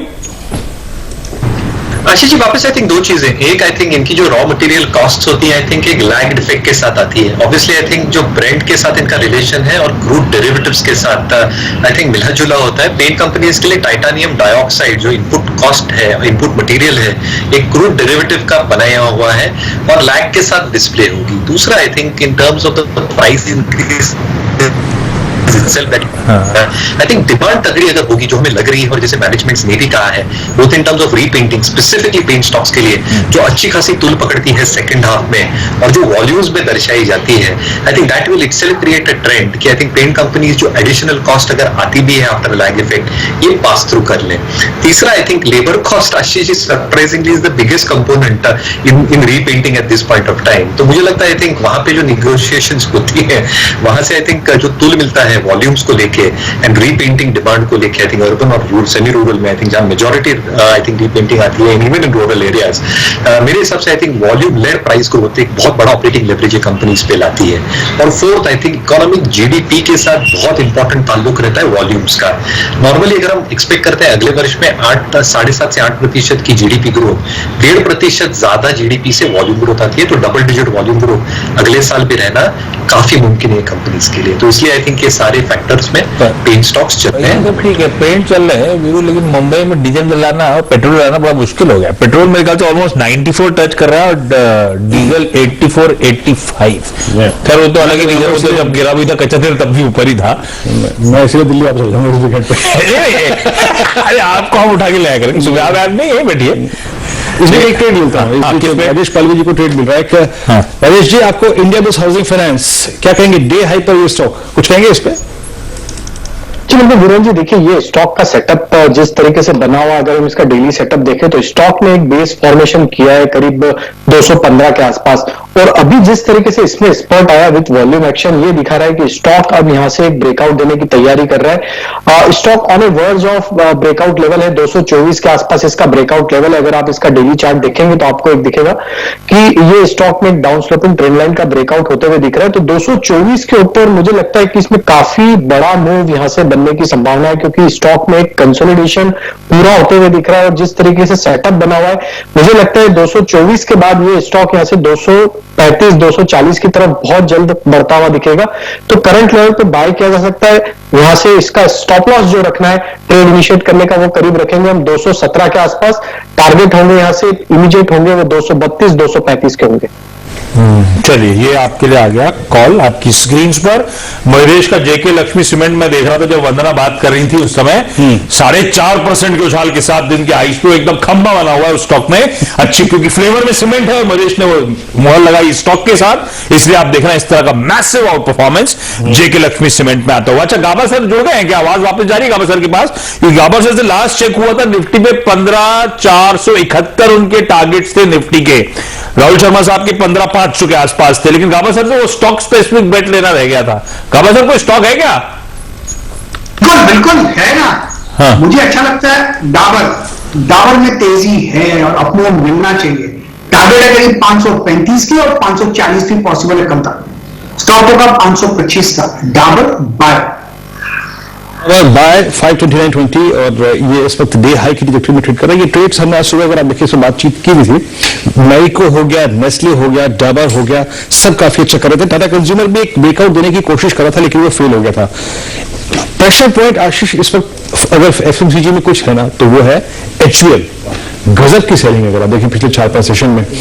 लेकिन HUL में एक पॉइंट है भी बात करने वाला, प्लीज लेटर स्क्रीन पे चार्ट ले जाइएगा। लॉन्गर टर्म प्रोस्पेक्टिव से जितना आप लॉन्गर टर्म प्रोस्पेक्टिव से रखें, एक बार आपको याद है ब्लैकस्टोन एग्जिट किया था, ये हमेशा अपने ट्रेडिंग करियर में जब जब बहुत अनवाइंडिंग मोड में रहता है, जब सेलिंग प्रेशर होता है, आता है 200 डेमा पे, उस पर विजिट करता है, उस पर बैठता है, प्लस माइनस 50-60 रुपए और उसके बाद पुल बैक देता है। अभी 200 डीएमए पे खड़ा हुआ है, अभी नहीं पहुंचा है। अभी भी उस लेवल से आप समझ लीजिए तो कि करीब अगर मैं प्लस माइनस 50 रुपए और मान के चलूं तो 100 रुपए और उड़ सकता है स्टॉक। ये आपकी स्क्रीन पर आप देखें, नो बेस व्हाटसोएवर, और इसका जो 200 डेमा है वो भी यहां से आप समझ लीजिए कि 2201 के स्तर पर है। मैंने कहा ना 50-40 रुपए प्लस माइनस, तो आप मान के चलिए 2160। राहुल, आपकी अप्रोच क्या रहेगी HUL में? आप देखिए हर पुल बैक पे इसमें सेलिंग आ रही है और अब लग रहा है कि ये 200 डेमा को अप्रोच कर रहा है। आपकी राय क्या होगी इस स्टॉक पे? जी हाँ, देखिए वीरेंद्र जी, HUL में अटेम्प्ट की थी यहाँ पर एक अच्छा रिवर्सल देने की, 20% ऑलमोस्ट किया भी था, बट जैसे आप कह रहे हैं लगातार सेलिंग आ रही है। लेकिन डेरिवेटिव में यहाँ पर जो पोजीशन है वो इंटैक्ट है मेरे हिसाब से। इसमें जब तक 2220 का लेवल जो कि इसका फ्यूचर लेवल है, कैश में अगर मैं बात करूँ तो कैश में आपका है 2205 का। लेकिन जब तक 2205 का लेवल टूटता नहीं है, एक तरह से फ्रेश वीकनेस शायद हमें नहीं देखने मिलेगी। एक रिबाउंड ट्रेड यहाँ पर बनकर निकल सकता है, लेकिन अगर 2205 टूट जाता है तो वहां पर एक फ्रेश वीकनेस के संकेत होंगे, जहां पे नीचे में 2150 तक के लक्ष्य देखने को मिल सकते हैं। तो फिलहाल स्टॉक नो ट्रेड जोन में है, मैं थोड़ा सा वेट एंड वॉच करूंगा यहाँ पे, या तो नीचे में ब्रेकडाउन आए तो शॉर्ट ट्रेड देंगे, अदरवाइज ऊपर में जैसे मेरे हिसाब से 2280 2300 की जोन में आता है तो वहां पर वापस री एंट्री के मौके मिलेंगे लॉन्ग साइड के लिए। अभी वेट एंड वॉच करना चाहिए। हाँ, तो अभी no trade zone, wait and watch. अभी भी यही बात हाईलाइट कर रहे थे कि वो 200 के लेवल और उसके बाद थोड़ा सा और गिव एंड टेक 50-60 रुपीज। ये शॉर्टिंग का स्टॉक तो है ही नहीं। HUL को आप शॉर्ट करके पैसा कमा नहीं सकते और वो कमाना चाहिए भी नहीं। 200 डेमा पे आए तो इट्स बाय अपॉर्चुनिटी, डिफाइन नहीं करना चाह रहा था। लेक्सो के टाइम जिस दिन लोगों ने लिया, अच्छा जब आप इसके हिस्टोरिकल चार्ट को गिरिए, रीड करिए, जब 200 डेमा से पुल बैक देता है आपको 15 to 18% का 20% का स्विंग दे के ही जाएगा। तो अभी लेवल आने बच्चे हैं, वो लेंगे आज कल रोज, जब भी आएगा आपको चार्ट देखने पर नहीं मदद कर देंगे। तो वो HUL पे हम नजर डालेंगे तब वो स्टॉक पे। आप कोटक सिक्योरिटीज के श्रीकांत चौहान साहब जुड़ते हुए। श्रीकांत जी, क्या लेवल्स लेके चल रहा है आप लोग निफ्टी पे? सर, ये जो मोमेंटम हमने जनरेट करा है पिछले हफ्ते का, इवेंचुअली कहां ले जा रहा है निफ्टी को? टारगेट्स आप लोग के क्या है और इस समय का ट्रेड कौन सा है स्टॉक स्पेसिफिक? बिल्कुल, गुड आफ्टरनून आशीष जी। देखिए, वैसे मार्केट में जो तेजी बनी है उसमें अभी यहाँ से अगर आप देखें तो काफी कॉशियसली इसे राइड करना पड़ेगा, क्योंकि अगर आप देखें तो डे टू डे बेसिस पे जो ट्रेडर्स के पैसे बन रहे हैं वो काफी आसान तरीके से बन रहे हैं। इतना आसान तरीके से जब भी पैसे बनते हैं तब मार्केट में एक अच्छा रिएक्शन भी आता है। साथ ही साथ हमें ये नहीं बोलना चाहिए कि हम 13,500 के करीब थे, अभी 15,500 के करीब आ चुके हैं। तो 2,000 पॉइंट का मार्केट एक जंप दिखाता है, फिर 1,000 या 800 पॉइंट का करेक्शन दिखाता है, तो ये सिलसिला बना हुआ है। अभी मुझे लगता है कि अभी थोड़ा कॉशियसली राइड करना है। हम एवरी 100 पॉइंट्स का एक व्यू रख के राइड करेंगे, जैसे अभी 250 या 270 के लेवल्स काफी अहम है मार्केट के लिए। और इसके बाद अगर मार्केट निकले तो फिर शायद मुझे लगता है कि नेक्स्ट लेवल्स आएंगे 15,350 के। लेकिन स्टॉक्स स्पेसिफिक आप व्यू रखिए, और जहां पे करेक्शन हो चुका है, जैसे आज के दिन में अगर आप देखेंगे तो इंश्योरेंस स्टॉक्स में तेजी बनी है, जो पिछले कई दिनों से उसमें तेजी नहीं थी। तो कुछ ऐसे फॉर्मेशंस के साथ आप काम कीजिए और अच्छे पैसे बन सकते हैं। लेकिन इंडेक्स में मुझे लगता है कि काफी कॉशियसली काम करना जरूरी है। इंडेक्स पे आपका कॉशियस व्यू है। और इस बीच हाँ, स्टॉक पर HDFC लाइफ दिया मेरे ख्याल से इंश्योरेंस स्पेस। ओके, इस बीच अगर आप देखें एक ICICI जनरल इंश्योरेंस, इस स्टॉक को देखिए, ये डे हाई पर है 1508 के स्तर पे। श्रीकांत कुछ ऐड करना चाहेंगे आपके कमेंट्री में अपनी? देखिए, वैसे इंश्योरेंस स्टॉक्स सभी में तेजी है, लेकिन अगर यहाँ पे अगर करंट लेवल से अगर कुछ बाय करना है तो मुझे लगता है कि SBI लाइफ अभी भी करंट लेवल से बाय किया जा सकता है, जो कुछ 890 के करीब ट्रेड कर रहा है। और यहाँ पे अगर आप फॉर्मेशंस देखेंगे तो काफी क्लियरली इंडिकेट कर रहे हैं कि इसने 850 के करीब काफी बड़ा बेस बनाया है, और जो नेक्स्ट लेवल आ रहे हैं वो तकरीबन 950 से लेकर 960 के आ रहे हैं। तो बड़ा गैप है ऊपर में और सपोर्ट के काफी नजदीक है। तो करंट लेवल से मुझे लगता है कि अभी भी SBI लाइफ लेके चले। 890 895 के करीब शायद ट्रेड कर रहा है। हम स्टॉप लॉस यहाँ पे रखेंगे 880 रुपए का, थोड़ा रिवाइज स्टॉप लॉस है, लेकिन टारगेट्स रहेंगे यहाँ पे 950 के। तो वो नए फ्रेश प्रीमियम एडिशंस जो थे उसके आंकड़े आज हर्षदा सुबह बता रही थी आप लोगों को, मैं सुन रहा था। तो सेकंड हाईएस्ट आईसीआईसीआई प्रू के बाद मेरे ख्याल से एसबीआई लाइफ का सबसे तगड़ा था एपी, और वो स्टॉक पे रिफ्लेक्ट भी होता हुआ 4% का उछाल, और श्रीकांत कह रहे हैं अभी भी तेजी को राइड करने के मौके हैं, लेवल्स नोट डाउन करिएगा। अच्छा, भोपाल चले, झीलों की नगरी। भोपाल में दो चीजें हैं, झील भी बहुत सारी हैं और बीएचएल भी है, रखिएगा। हाँ, बीएचएल भोपाल में भी है। रचना जी जुड़ती हुई, रचना जी कैसे मौसम है भोपाल में? ठीक ठाक है, बढ़िया है। अच्छा, मार्केट्स क्या लग रहा है? कल मार्केट पे हम 5 PM में बात ही कर रहे थे कि कहाँ जाके रुकेगा, कुछ मालूम ही नहीं पड़ा। इतने सारे स्टॉक्स, इतने सारे चार्ट्स इतने पॉजिटिव है कि क्या बोले, कहाँ रुकेगा, ये रुकेगा थोड़ी ना निफ्टी। तो आज देखिए हम और 100 पॉइंट्स के ऊपर है, और अभी भी कोई रीजन नहीं बन रहा कि निफ्टी की जहां तक बात करें तो हम कोई प्रीएम्प्ट करने की कोशिश करें। हालांकि फिलहाल मोमेंटम इंडिकेटर्स जो है वो थोड़ी स्लो डाउन होते हुए नजर आ रहे हैं, बट देन कोई शॉर्ट तो बनने का कोई मतलब नहीं है। So everything is fine. जैसे भोपाल के मौसम में बढ़िया है, ऐसे निफ्टी के मौसम में भी सब बढ़िया है। भोपाल का मौसम जैसे निफ्टी और जैसे भोपाली सब बढ़िया है। अच्छा रचना मैम, कोई स्टॉक स्पेसिफिक ट्रेड?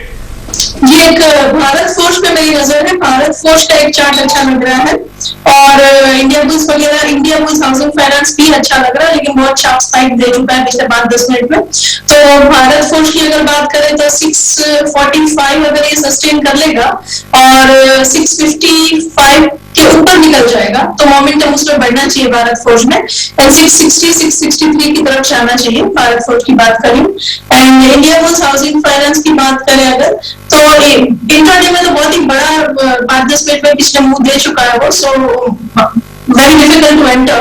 लेकिन डेली चार्ट पे इंडिया बुल हाउसिंग फाइनेंस में भी सिचुएशन ऐसा है कि जिसमें फॉलो थ्रू की उम्मीद हो सकती है। तो आज का जैसे डेली चार्ट पे बात दिख रहा है, ऐसे 1-2 बार और बन जाए तो आने वाले दिनों में इसमें फर्दर मूवमेंट अपसाइड पे कंटिन्यू हो सकती है।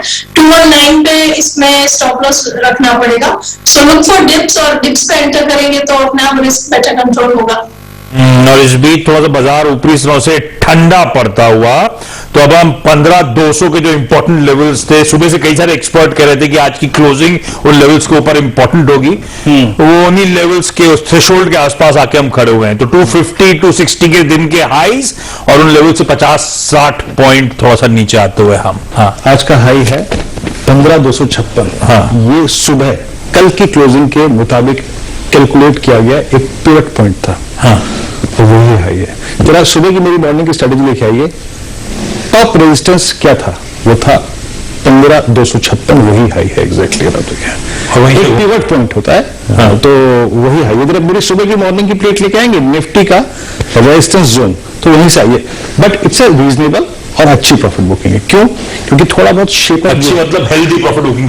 देखिए जब ये वीकली कॉन्ट्रैक्ट की बिगिनिंग, ये देखिए, अरे ये नहीं, रेजिस्टेंस की जो पहली प्लेट होती है वो लेके आइएगा। इसको छोड़ दीजिएगा, बाकी माल मसाला खत्म होगा, कोई दिक्कत की बात नहीं है। वो वहां पे कॉल राइटर खड़ा था 200 पे 300 पे, और पुट राइटर था 15,000 पे और आपका 14,900 पे। तो ये एक बहुत रीजनेबल पॉइंट से प्रॉफिट बुकिंग आई है। लेकिन टिल द टाइम आपका 15,050, 15,100, 15,120 है। It's buy on dip market, क्योंकि अभी भी क्लस्टर में है, अपने एक्सपायरी क्लस्टर में। क्लस्टर में है और बाय ऑन डिप्स का बाजार अभी भी बना हुआ है, कोई घबराने की जरूरत नहीं। बहुत रीजनेबल प्रॉफिट टेकिंग आई, जैसे वीडियो मेंशन करते हुए 15,246 और 15,268 एग्जैक्टली आप देखिए उसी जोन से ठंडा पड़ा है। ठीक बात, ये हमने मॉर्निंग कॉल में चर्चा भी करी हुई है। ठीक है, ठीक है, तो ये वो लेवल्स। अच्छा, आगे बढ़ते हैं, और कल का दिन भी इंपॉर्टेंट होने वाला है। ध्यान रखें, कल 4 निफ्टी की कंपनीज के नंबर्स वो आपकी स्क्रीन पे आ जाएंगी, 4 वायदा बाजार की कंपनी के नंबर्स और ढेरों इंपॉर्टेंट कैश मार्केट के रिजल्ट्स आने हैं। पीएम मोदी कल आपको नजर आएंगे, वो प्रेसिडेंट के एड्रेस का वोट ऑफ थैंक्स होता है, उसमें पीएम साहब भी शायद कल रिप्लाई करते हुए नजर आए। आरबीआई कल 20,000 करोड़ रुपए का ओपन मार्केट ऑपरेशन कंडक्ट करने वाली है। फ्रेश लिक्विडिटी इंजेक्ट करने की कोशिश हो रही है इस समय बाजार में। और ये बाइक का शौक है क्या आपको? नहीं, हमने बाइक चलाई थी, उसको बाइक को हाथ लगाया। हाँ, बिल्कुल भी टाइम हो गया काफी। 2021 आरी हिमालय, वो जो एक रॉयल एनफील्ड हिमालयन बाइक आई थी, उसका 2021 वर्जन लॉन्च होता हुआ आपको नजर आएगा कल। और गेल को लेकर खबरें हैं, इंडियन एनर्जी एक्सचेंज को भी दिखाइएगा 5%, अरे छोटी खरीद है, 4 करोड़ रुपए के आसपास, 4.25 करोड़ रुपए के आसपास 5% स्टेक खरीद है। खैर वो डेवलपमेंट आपकी स्क्रीन पर, लेकिन अब जरा रिजल्ट्स और कल की तैयारी कर ली जाए। कल इंपॉर्टेंट नंबर्स में है हिंडाल्को, टाइटन, गेल और आइशर मोटर्स।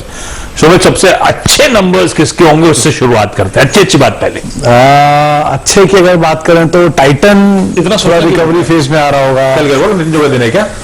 अरे ऑलरेडी भागे हुए शेयर अब किस पे हाथ रखें, किस पे रखें? नंबर जस्टिफाई कर रहे हैं फंडामेंटल्स, नंबर के लिहाज से आईजीएल सबसे मान के चलो मिड कैप ये एफएनडो साइड पर, उसमें बात आते हैं, उसके बाद में निफ्टी वाला बेस्ट है। फ्रंट में अब टाइटन पे चलते हैं, टाइटन के साथ चलिए, चला हुआ तो पूरा बाजार है अदरवाइज। चलिए टाइटन के साथ शुरुआत करते हैं। टाइटन में सबसे बड़ा ट्रिगर अनलॉक, क्योंकि अनलॉक धीरे धीरे क्वार्टर बाय क्वार्टर इनके नंबर्स में इसलिए इंप्रूवमेंट आता दिखाई पड़ रहा है। लास्ट क्वार्टर कंपैरिजन में इस क्वार्टर के नंबर में पिछले क्वार्टर के कंपैरिजन से थोड़े बेहतर साइड पे आंकड़े होंगे। वाई बेसिस पे भी नंबर ठीक है। 17% मुनाफा बढ़ने का अनुमान है। रेवेन्यू फ्रंट पे 18% की बढ़त इस तिमाही के अंदर आ सकती है। मार्जिन मोडस फ्लैट रहेंगे और इबिटा फ्रंट पे करीब 850 करोड़ रुपए का एक आंकड़े का अनुमान लगाया जा रहा है। 2-3 चीजें इसी क्वार्टर के अंदर रोकी गई, एक तो फेस्टिव, दूसरा शादियों का सीजन पिकअप हुआ, उसकी वजह से जो डिमांड है वो थोड़ी सी अच्छी आई। पेंटअप डिमांड जो थी पिछले क्वार्टर की वो थोड़ी सी बेहतर होते हुए दिखाई पड़ी। ज्वेलरी कारोबार में 15% की ग्रोथ जो रिकॉर्ड की गई, कुछ हद तक इन्होंने अपने क्वार्टरली अपडेट के अंदर ये बातें कह भी दी थी।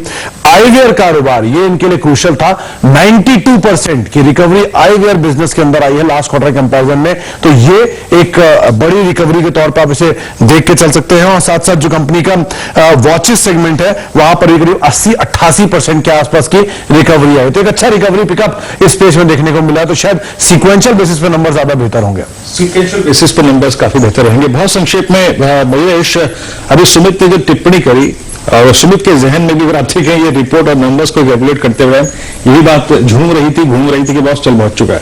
That's called risk reward ratio. वो एक रिपोर्ट आई थी जब टाइटन को राइट ऑफ करा था पैंडेमिक के बीच में, उसके बाद से 700 के लिए इसका लो था आशीष करीब 718 रुपए का और 1567। हिंदुस्तान में आप टाइटन को दरकिनार नहीं कर सकते साहब, है ना, ये कहता है ये। सोना की दुकान खुलेगी तो सबसे पहले हम ही मौजूद होंगे वहां पर। मयूरेश, आपकी राय इस स्टॉक पे? बट आई मीन ये इंटरेस्टिंग फैक्ट है जो सुमित ने रेस किया, क्या ये इस रिस्क रिवॉर्ड रेशियो के लिहाज से इस प्राइस पे बाय है या नहीं है? नहीं, तो मेरे हिसाब से Viru ji, I think one should now wait for the results, क्योंकि आई थिंक रिजल्ट्स काफी कुछ कैप्चर कर चुके हैं प्राइस के हिसाब से, both in terms of result expectation और जैसे सुमित जी बता भी रहे थे इन टर्म्स ऑफ जो मार्केट लीडरशिप है इनकी ऑर्गेनाइज मार्केट में, so on so forth. Qualitative stock है, there is no two ways about it. I think जो कॉर्पोरेट गवर्नेंस है आई थिंक टॉप नॉच है, कोई इश्यूज नहीं है वो फ्रंट पे। अगेन आई थिंक जो रिकवरी हमको देखी गई है, I think every passing quarter since the lockdown gold jewellery sales वापस भी ऑन ट्रैक आ रहे हैं और अगले साल में जैसे आई थिंक मैरिजेस वापस फुल फॉर्मल हो जाएगी और नॉर्मलाइज्ड हो जाएगी, मुझे लगता है I think organise players like Titan should benefit quite significantly going forward as well. Watches का इनका जो कारोबार सुमित जी बता रहे थे, I think even that should start picking up traction, क्योंकि इनके जो सेगमेंट्स है even within the watches segment itself I think काफी अट्रैक्टिवली प्लेस्ड है। प्रीमियम भी है, मिड प्रीमियम भी है और एंट्री लेवल वॉचेस भी है। तो मेरे ख्याल से आई थिंक क्वालिटेटिव स्टॉक है जिनके पास है पोर्टफोलियोज में, I think this is one stock for the keeps. तो जैसे हम बात करते हैं HDFCs की, Titan is also one stock that should keep on your portfolio. I think काफी बेहतर स्टॉक होगा लॉन्ग टर्म के हिसाब से। Adani ports and special economic zone, दो निफ्टी की कंपनी के नंबर्स आने हैं आज। एक तो है टाटा स्टील जो मेरे ख्याल से बाजार बंद होने के बाद ही आता है, दूसरा जो अदानी पोर्ट था वो आ चुका है। मेरे पास एक तो मुनाफे का आंकड़ा आ गया है, 1352 करोड़ से बढ़कर 1561 करोड़ रुपए का मुनाफा, तो वही मैं कैलकुलेट कर रहा था, 15.5% का मुनाफे में जंप आया है। और स्ट्रीट एक्सपेक्टेशन भी वैसे ऐसा कुछ नहीं कि बहुत डिविएशन हो, स्ट्रीट एक्सपेक्टेशन भी थी 1544 यानी कि 14-14.5% के आसपास की प्रॉफिट्स में ग्रोथ की। तो बैंग इन लाइन नंबर्स है, स्टॉक में बहुत तगड़ा आउट परफॉर्मेंस था। उसके बाद आज थकावट, कंसोलिडेशन, जो वर्ड यूज करना आप देख लीजिए, लेकिन इस पे करना क्या है पालविया साहब? अदानी पोर्ट साइडवेज वाला मामला है क्या? देखिए आशीष जी, ये स्टॉक में हालांकि अगर इसका ओवरऑल सेटअप देखें तो वो तो पॉजिटिव है, लेकिन अगर पिछले कुछ दिनों से देखें तो स्टॉक हायर साइड पे एक रेजिस्टेंस जरूर फेस कर रहा है। मेरे हिसाब से अडानी पोर्ट में नया फ्रेश ट्रेड जो बनता है वो 590 के ऊपर बनेगा। एक बार ये स्टॉक 590 का लेवल क्रॉस कर ले तो फिर इसमें वापस से इसका अप ट्रेंड रिज्यूम होता हुआ दिखेगा। तो मेरे हिसाब से थोड़ा वेट करे, अगर कोई डिप मिलती है इसमें 555 560 की रेंज में तो वो एक अपॉर्चुनिटी होगी बाय करने के लिए। अदरवाइज 590 के ऊपर वापस से इसका ट्रेंड कंटिन्यू होगा, 640 के भी टारगेट इसमें आते हुए दिखेंगे। तो ओवरऑल सेटअप पॉजिटिव है, कोई वॉलेटिलिटी मिलती है तो नीचे डिप में इसको बिल्कुल बाय करें। 550 के आसपास इसके स्टॉप लॉस काफी अप्रोप्रिएट लेंगे डिप में बाय करने के लिए। ओके, 550 का स्टॉप लॉस काफी अप्रोप्रिएट रहेगा डिप में बाय करने के लिए। अभी अगर आप देखें रिवर्स रिएक्शन है, मतलब काफी चल चुका था स्टॉक, तो लाजमी है कि वो ट्रेडर्स जो कि लॉन्ग थे इस एक्सपेक्टेशन में स्ट्रॉन्ग नंबर्स को अनवाइंड करेंगे अपने ट्रेड को। ठीक बात। अब बात करते हैं कुछ और ट्रेड्स के बारे में, और असित वरन हमारे साथ मौजूद हैं इस वक्त बातचीत करने के लिए। ऑप्शन ट्रेड्स पे फोकस करेंगे। सुबह कल भी हमने, अगर आप देखिए, कुछ ट्रेड ली थी उनसे, बाटा की कॉल ली थी हमने कल उनसे। असित, अभी बात करते पहले इंडेक्स पे, कार्यक्रम में आपका स्वागत है। इंडेक्स में आप कहां एक्सपोजर लेंगे? निफ्टी में, निफ्टी बैंक में, यहां पे कौन से स्टॉक्स पे आप कैपिटलाइज करना चाहेंगे, लॉन्ग या फिर short? Good afternoon Virendra ji. I think I go long with the index. कल हमने 1500 का कॉल बाय किए थे। अभी मार्केट थोड़ा ऊपरी लेवल से नीचे आया हुआ है। This is a very good level to kind of no buy in the deep kind of no zone right now. So Nifty में मैं 15200 का कॉल ऐड करना चाहूंगा, और 1500 का हमने जो कल कॉल दिए थे उसका लगभग उसका टारगेट आ चुका था। सो अभी डेल्टा ड्रिप करके I would like to take 15200 का call. At the same time 36,400 का कॉल मैं बैंक निफ्टी का बाय करूंगा, जो कि अभी 330-350 के रेंज में ऑसिलेट हो रहा है। इसको 290 का एक स्टॉप लॉस देके I try to play it for around 500 level kind of thing. तो आप निफ्टी में 15200 की कॉल लेंगे और बैंक निफ्टी में आप 36400 की कॉल लेंगे, जो कि इस पर ऑसिलेट हो रही है करीब मेरे ख्याल से 350 रुपए की रेंज, 330 रुपए के आसपास। ओके, 330 टारगेट 550 और स्टॉप लॉसेस 300। आशीष, बड़ा लेकिन ठंडा पड़ रहा है। हाँ, ठंडा पड़ रहा है। हाँ, अब 1/3% का उछाल रह गया। 15,160 यानी कि दिन के हाई से प्रिसाइसली 100 पॉइंट हम गवा चुके हैं। लेकिन आसिफ कह रहे हैं कि 15,200 की कॉल, अभी भी मोमेंटम में आप घबराने की जरूरत नहीं है। हेल्दी प्रॉफिट टेकिंग की बात हो भी रही थी, और आसिफ कह रहे हैं 15,200 की कॉल के थ्रू वापस तेजी को राइड करने के शायद अच्छे मौके होंगे। लेकिन हाँ, इस समय स्क्रीन पे लगातार वो ठंडा पड़ना, दिन के लोस की तरफ भारतीय बाजार इस समय बढ़ते हुए। आसिफ, ये तो हो गया आपके निफ्टी बैंक की स्ट्रैटेजीज। कोई स्टॉक स्पेसिफिक आइडिया भी है क्या? स्टॉक स्पेसिफिक में एक्सिस बैंक मुझे काफी अच्छा लग रहा है। इनफैक्ट सारे banking private bank are looking good. Axis bank में मैं 750 का कॉल बाय करना चाहूंगा। पोजिशनली मुझे लग रहा है कि Axis bank will definitely go towards 800, जहां के सबसे ज्यादा कॉल राइटिंग अभी प्रेजेंट है वहां पे। बट एक्सिस बैंक का अगर 750 का कॉल हम बाय करेंगे, I think that is a at the money call है ये। और 4-5 रुपए नीचे का स्टॉप लॉस रखे, we can ride it till maybe 780-800 kind of thing. It's a positional call, it is not for something tomorrow day after, but 3-4 दिन में मुझे लगता है कि Axis bank can ride towards 780। 780 तक ये समझा सकता है कि यहाँ पे 40 रुपए की टारगेट के लिए इस स्ट्राइक को 750 की कॉल को आपको लेना है। बहुत बहुत शुक्रिया आप इस कार्यक्रम में शामिल हुए। इस बीच एक चीज है, निफ्टी बैंक का आज का हाई एग्जैक्टली वही हाई है जो परसों का हाई था, एग्जैक्टली वही हाई है जो कल का हाई था, और वो ट्रेजेक्टरी है 36,500। तो आशीष, 36,500 पे at least series, I mean weekly series के पर्सपेक्टिव से शायद थोड़ा सा कॉल राइटर आ रहा है। तो 36,500 एक सबसे क्रिटिकल जोन होगा। सुबह के बाद चलते एक बार फिर से, और अभी हमने बात की थी, अगर आप देखें कुछ नंबर्स की, बात करते हैं टाइटन की, है ना? हिंडाल को टाइटन तो कर ली, टाइटन कर ली, टाइटन हो गया। मुझे आप टाइटन पूछो। नहीं, टाइटन तो हो गया। अब वही सोच रहा हूँ कौन सा लोग। हिंडाल को नरम पड़ रहा है। वो मेरे ख्याल से बाजार जब करेक्ट हो रहा है तो हिंडाल को ठंडा पड़ गया है, अब लाल निशान में आ गया, नंबर्स आने का। हिंडाल्को के केस में देखिए, जो टाटा स्टील का जैसा एस्टिमेट था कि इनके सब्सिडरीज अच्छा परफॉर्म करे गई, तो शायद यहाँ पर परफॉर्मेंस बेटर हो। प्राइस हाइक, रियलाइजेशन अच्छे हुए, इंटरनेशनल प्राइसेस भागे तो उसका एक इंपैक्ट रहेगा। लेकिन ओवरऑल नंबर्स में आप फ्लैट साइड पे इनके रेवेन्यू देखेंगे, 8-8.5% का एक डिक्लाइन रेवेन्यू में 9,350 करोड़, लेकिन मुनाफे में एक लो बेस का बड़ा इफेक्ट है। 97% जंप, 380 करोड़ रुपए मुनाफा रहने का अनुमान है। ऑपरेटिंग परफॉर्मेंस करीब 1140 करोड़ रुपए इस तिमाही के अंदर आ सकते हैं, और मार्जिन भी मोर लेस 1-1.5 या 2% के आसपास का जंप आप मार्जिन के अंदर भी देख सकते हैं। जो उत्कल के नंबर्स बेटर आए हैं, वो कंपनी के ओवरऑल कंसोल नंबर्स के अंदर रिफ्लेक्ट करेंगे। स्टैंड लोन बेसिस पे भी नंबर्स ठीक ठाक रहने का अनुमान है। करीब 1490 करोड़ का एक एबिटा रह सकता है। ये 1140 करोड़ स्टैंड लोन है, लेकिन अगर आप उत्कल को मिला देंगे तो करीब 1400 करोड़ रुपए से ऊपर का एक एबिटा इस तिमाही के अंदर कंपनी पोस्ट कर सकती है। इनके लिए कमोडिटी प्राइसेस कुछ हद तक स्पाइक देखे गए हैं, वो एक इंपैक्ट करेंगे। वॉल्यूम एल्यूमिनियम पार्ट से बहुत अच्छा आया तो उसका एक इंपैक्ट देखने को मिलेगा, और कॉपर साइड से भी इनको थोड़ा सपोर्ट मिला तो वो भी शायद नंबर्स के अंदर रिफ्लेक्ट करेगा। तो ओवरऑल एक बेहतर नंबर बाजार मान के चल रहा है, लेकिन मेटल ऑलरेडी तेजी दिखा चुका है तो कहना मुश्किल है कि इस हद तक डिस्काउंटेड बाजार में। बाजार देखिए, वैसे बाजार की बात करी सुमित ने, एंड उससे करा, बाजार स्क्रीन पे लेकर आइए, सपाट हो गए, बिल्कुल सपाट। अब बिल्कुल किसी भी वक्त लाल निशान में स्लिप होने की हम तैयारी कर रहे हैं। मिड कैप इंडेक्स तो ऑलरेडी लाल निशान में जा चुका है। निफ्टी बैंक अभी भी थोड़ा सा क्या कहते हैं ना, हेड अबव वाटर है, 1/3%, लेकिन वही रह गया है। और निफ्टी बिल्कुल फ्लैट, महज 14 पॉइंट का उछाल। वो देखिए क्या serious profit taking across charts आपको नजर आएगी आपकी स्क्रीन पर। ये गावा जी ने कहा था गिरावट में खरीदारी करनी है, गावा जी खरीदोगे क्या निफ्टी आप? 200 का स्टॉप बताया था, आप भूल गए? हाँ तो मैंने तो, अच्छा 200 का स्टॉप ही ट्रिगर हो गया है। गावा जी बीच में मंदिर गए है, गावा जी मंदिर हो गया है क्या आप? ये होता है ना कि हमारी जेटी से होता है, जेटी से बोर्ड को फेंक देना चाहिए, छोड़ देना, नैया को छोड़ देनी चाहिए। 200, 15,200 मुझे लगता है। चलिए कोई बात नहीं, पर एक अच्छी चीज है कि अभी निफ्टी ने कर्व लिया है, बैंक निफ्टी ने कर लिया। निफ्टी बैंक तो नहीं कह सकते मैं, लेकिन हाँ निफ्टी ने कर्व लिया है एग्जैक्टली अपने ऑप्शन स्टेट्स के मुताबिक। 300 पे 15,300 पे सबसे बड़ा कॉल राइटर था अभी तक वीकली कॉन्ट्रैक्ट में, और मंथली कॉन्ट्रैक्ट पे 15,500 पे, तो एक अच्छा डिप आया है। इसको डिप को कैसे यूटिलाइज करना चाहिए पूछ लेते हैं राहुल से, है ना? राहुल, मेरे ख्याल से अगर आपने ऊपर की तरफ बुक किया है तो आपको वेट करना चाहिए डिप का।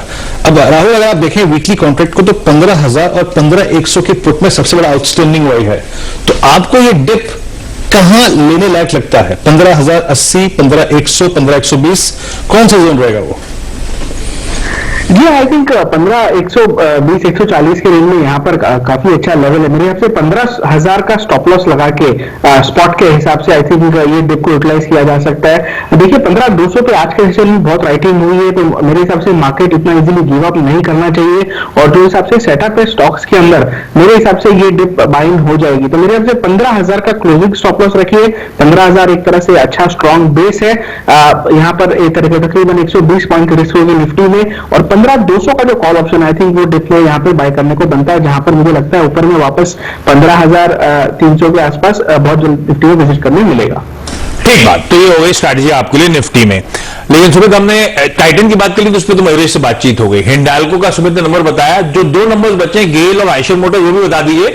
और रचना मैम आपके पास आऊंगा, इन तीनों हिंडाल्को, गेल, आयशर मोटर्स में कल के नंबर से पहले किसी में भी कोई क्लियर कट स्ट्रैटेजी चार्ट पे नजर आती हो तो आप प्लीज शेयर करिएगा। सुमित बाकी के दोनों नंबर्स क्विकली देखिए, पहले आयशर के नंबर्स की बात करता हूं। करीब 2371 करोड़ से 2800 करोड़ रुपए इस तिमाही में इनका एक आंकड़ा आने का अनुमान लगाया जा रहा है। रियलाइजेशन के सीक्वेंशियली और वाई दोनों बेसिस पे बेहतर है, इसीलिए शायद मार्जिन इनके सपोर्टिव रहेंगे। करीब 24%, 23% से बढ़ के सीक्वेंशियली और 25% से टूट के 24% के आसपास वाई बेसिस पर रहेंगे। सेल्स करीब 2850 और 515 करोड़ रुपए के आसपास का मुनाफा इस तिमाही में रहेगा। वॉल्वो आयशर का जो बिजनेस है वहां पर भी करीब 5% की ग्रोथ इस क्वार्टर के अंदर लगा के चला जा रहा है। रॉयल एनफील्ड जो नया लॉन्च जिसकी भी बातचीत आप कर भी रहे थे, वहां पर भी कुछ एक था ट्रैक्शन देखने को मिला है, कुछ पुराने लॉन्चेस का और प्राइस हाइक का इंपैक्ट भी जरूर देखने को मिला है। दूसरी साइड अगर गेल के नंबर्स की बात की जाए तो गेल के आंकड़ों में ओवरऑल करीब 16-16.5% के आसपास रेवेन्यू में जंप की बातचीत है। 15,840 करोड़ रुपए इस तिमाही के अंदर रेवेन्यू रह सकते हैं। बीटा फ्रंट पे रफली 66% की बढ़त, 2,220 करोड़ रुपए एक आंकड़ा रह सकता है, और मुनाफा भी 22% के आसपास बढ़ने का अनुमान लगाया जा रहा है। पेटकेम मार्जिन एलपीजी प्राइसेस की वजह से जो बढ़े थे उसकी वजह से थोड़ा सा इनके मार्जिन को एक सपोर्ट रहेगा इस क्वार्टर के अंदर। डोमेस्टिक गैस प्राइसेस थोड़ा लोअर साइड पे रही तो वो नंबर्स के अंदर जरूर रिफ्लेक्ट होते दिखाई पड़ेंगे, और हायर क्रूड प्राइसेस का भी इंपैक्ट रहेगा। मैं गेल के नंबर्स की बात कर रहा हूं, आयशर के नहीं। और इसके अलावा जो इनका ट्रांसमिशन स्पेस है वहां पे ब्रोकर से मान के चल रहे हैं कि शायद एक अच्छी रिकवरी, अच्छी ग्रोथ गेल के ट्रांसमिशन बिजनेस के अंदर आ सकती है। तो गेल के नंबर बेहतर होंगे, आयशर के भी ठीक होंगे, लेकिन गेल के थोड़े ज्यादा बेटर साइड पर ब्रोकर्स मान के चल रहे हैं नंबर। और ये आयशर मोटर्स को जो कल जो लॉन्च है ना, वो इंजन सेम है, कुछ कॉस्मेटिक चेंजेस 2021 एडिशन आ रहा है, ऐसा कुछ बड़ा लॉन्च नहीं है। वो 20 एडिशन था, ये 20 बस, और कुछ कॉस्मेटिक चेंज कर दिए, बाकी सब वैसे ही दिख रहा है। तो ऐसा कुछ नहीं, ठीक है। तो नंबर्स लेकिन अच्छे और गेल के ज्यादा बेहतर नंबर्स होंगे। अब ये बाइक्स भी दिखा दी सुमित ने आपको, ये है वो हिमालयन बाइक जो कल 2021 एडिशन लॉन्च होने जा रहा है। ठीक है रचना मैम, ये 3 स्टॉक्स पे अब जरा, हिंडाल्को, आयशर मोटर्स और गेल, कल के नंबर से पहले किसी में भी कोई क्लियर कट कॉल या स्ट्रैटेजी है? नहीं हो तो आप वो भी क्लियर कर दीजिएगा कि नंबर्स के बाद ही इस पे कुछ व्यू लिया जाए। या मैं डेफिनेटली कर दूंगी। और 3 में से किसी में भी क्लियर कट स्ट्रेटेजी फिलहाल चार्ट पे रेडी नहीं नजर आ रही। जो स्ट्रॉन्ग है वो पहले चल चुके हैं, तो उसमें नया लोग कैसे ढूंढने बैठे रिजल्ट से बिल्कुल पहले, और जो क्लियर वैसे ही नहीं है उसमें तो ट्रेड बनाना वैसे भी मुश्किल है। सो आई थिंक इवेंट बेस्ड चीजें हैं वैसे भी। तो फिलहाल जो चार्ट उसका है, उसको एकदम से सडनली इवेंट ऐसा है जो चेंज कर सकता है। तो रिजल्ट से पहले वाले assumptions will not be holding any longer the moment results बाहर आएंगे। तो so it's better कि उसको एक बार नंबर्स आ जाने दिया जाए और उसके बाद भी प्ले करा जाए। एंड इन द मीनवाइल अगर कोई भी लॉन्ग कॉल कहीं पे भी अटेम्प्ट कर रहे हैं तो एक चीज पे नजर रखनी चाहिए, पिछले 10 मिनट में रिलायंस जैसे इंपॉर्टेंट स्टॉक में थोड़ा डिप दिया है, and that has brought the entire Nifty also down with it. So अगर ये चीज यहाँ पे होल्ड नहीं होती तो तब तक जब तक वो होल्ड नहीं होता तब तक फ्रेश किसी भी स्टॉक में लेके चलने का थोड़ा कॉशन होना चाहिए।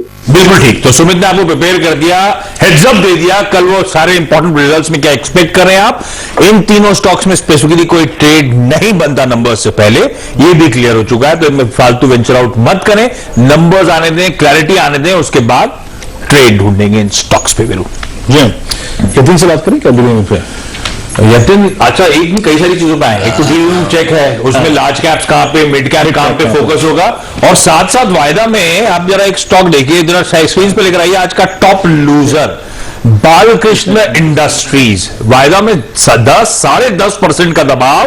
और जब कल रात में नंबर्स आए थे मैंने भी टटोला, नंबर्स तो हर पैमाने में स्ट्रीट एक्सपेक्टेशन से अच्छे थे। फिर ये तो 10% ऐसा का झटका लग गई, फिर ये यूएस में कुछ करने चले गए क्या? इतना जबरदस्त ऑपरेटिंग परफॉर्मेंस था, इतना बढ़िया मार्जिन परफॉर्मेंस था, वॉल्यूम भी डबल डिजिट ग्रोथ थी, फिर भी शेयर गिरा।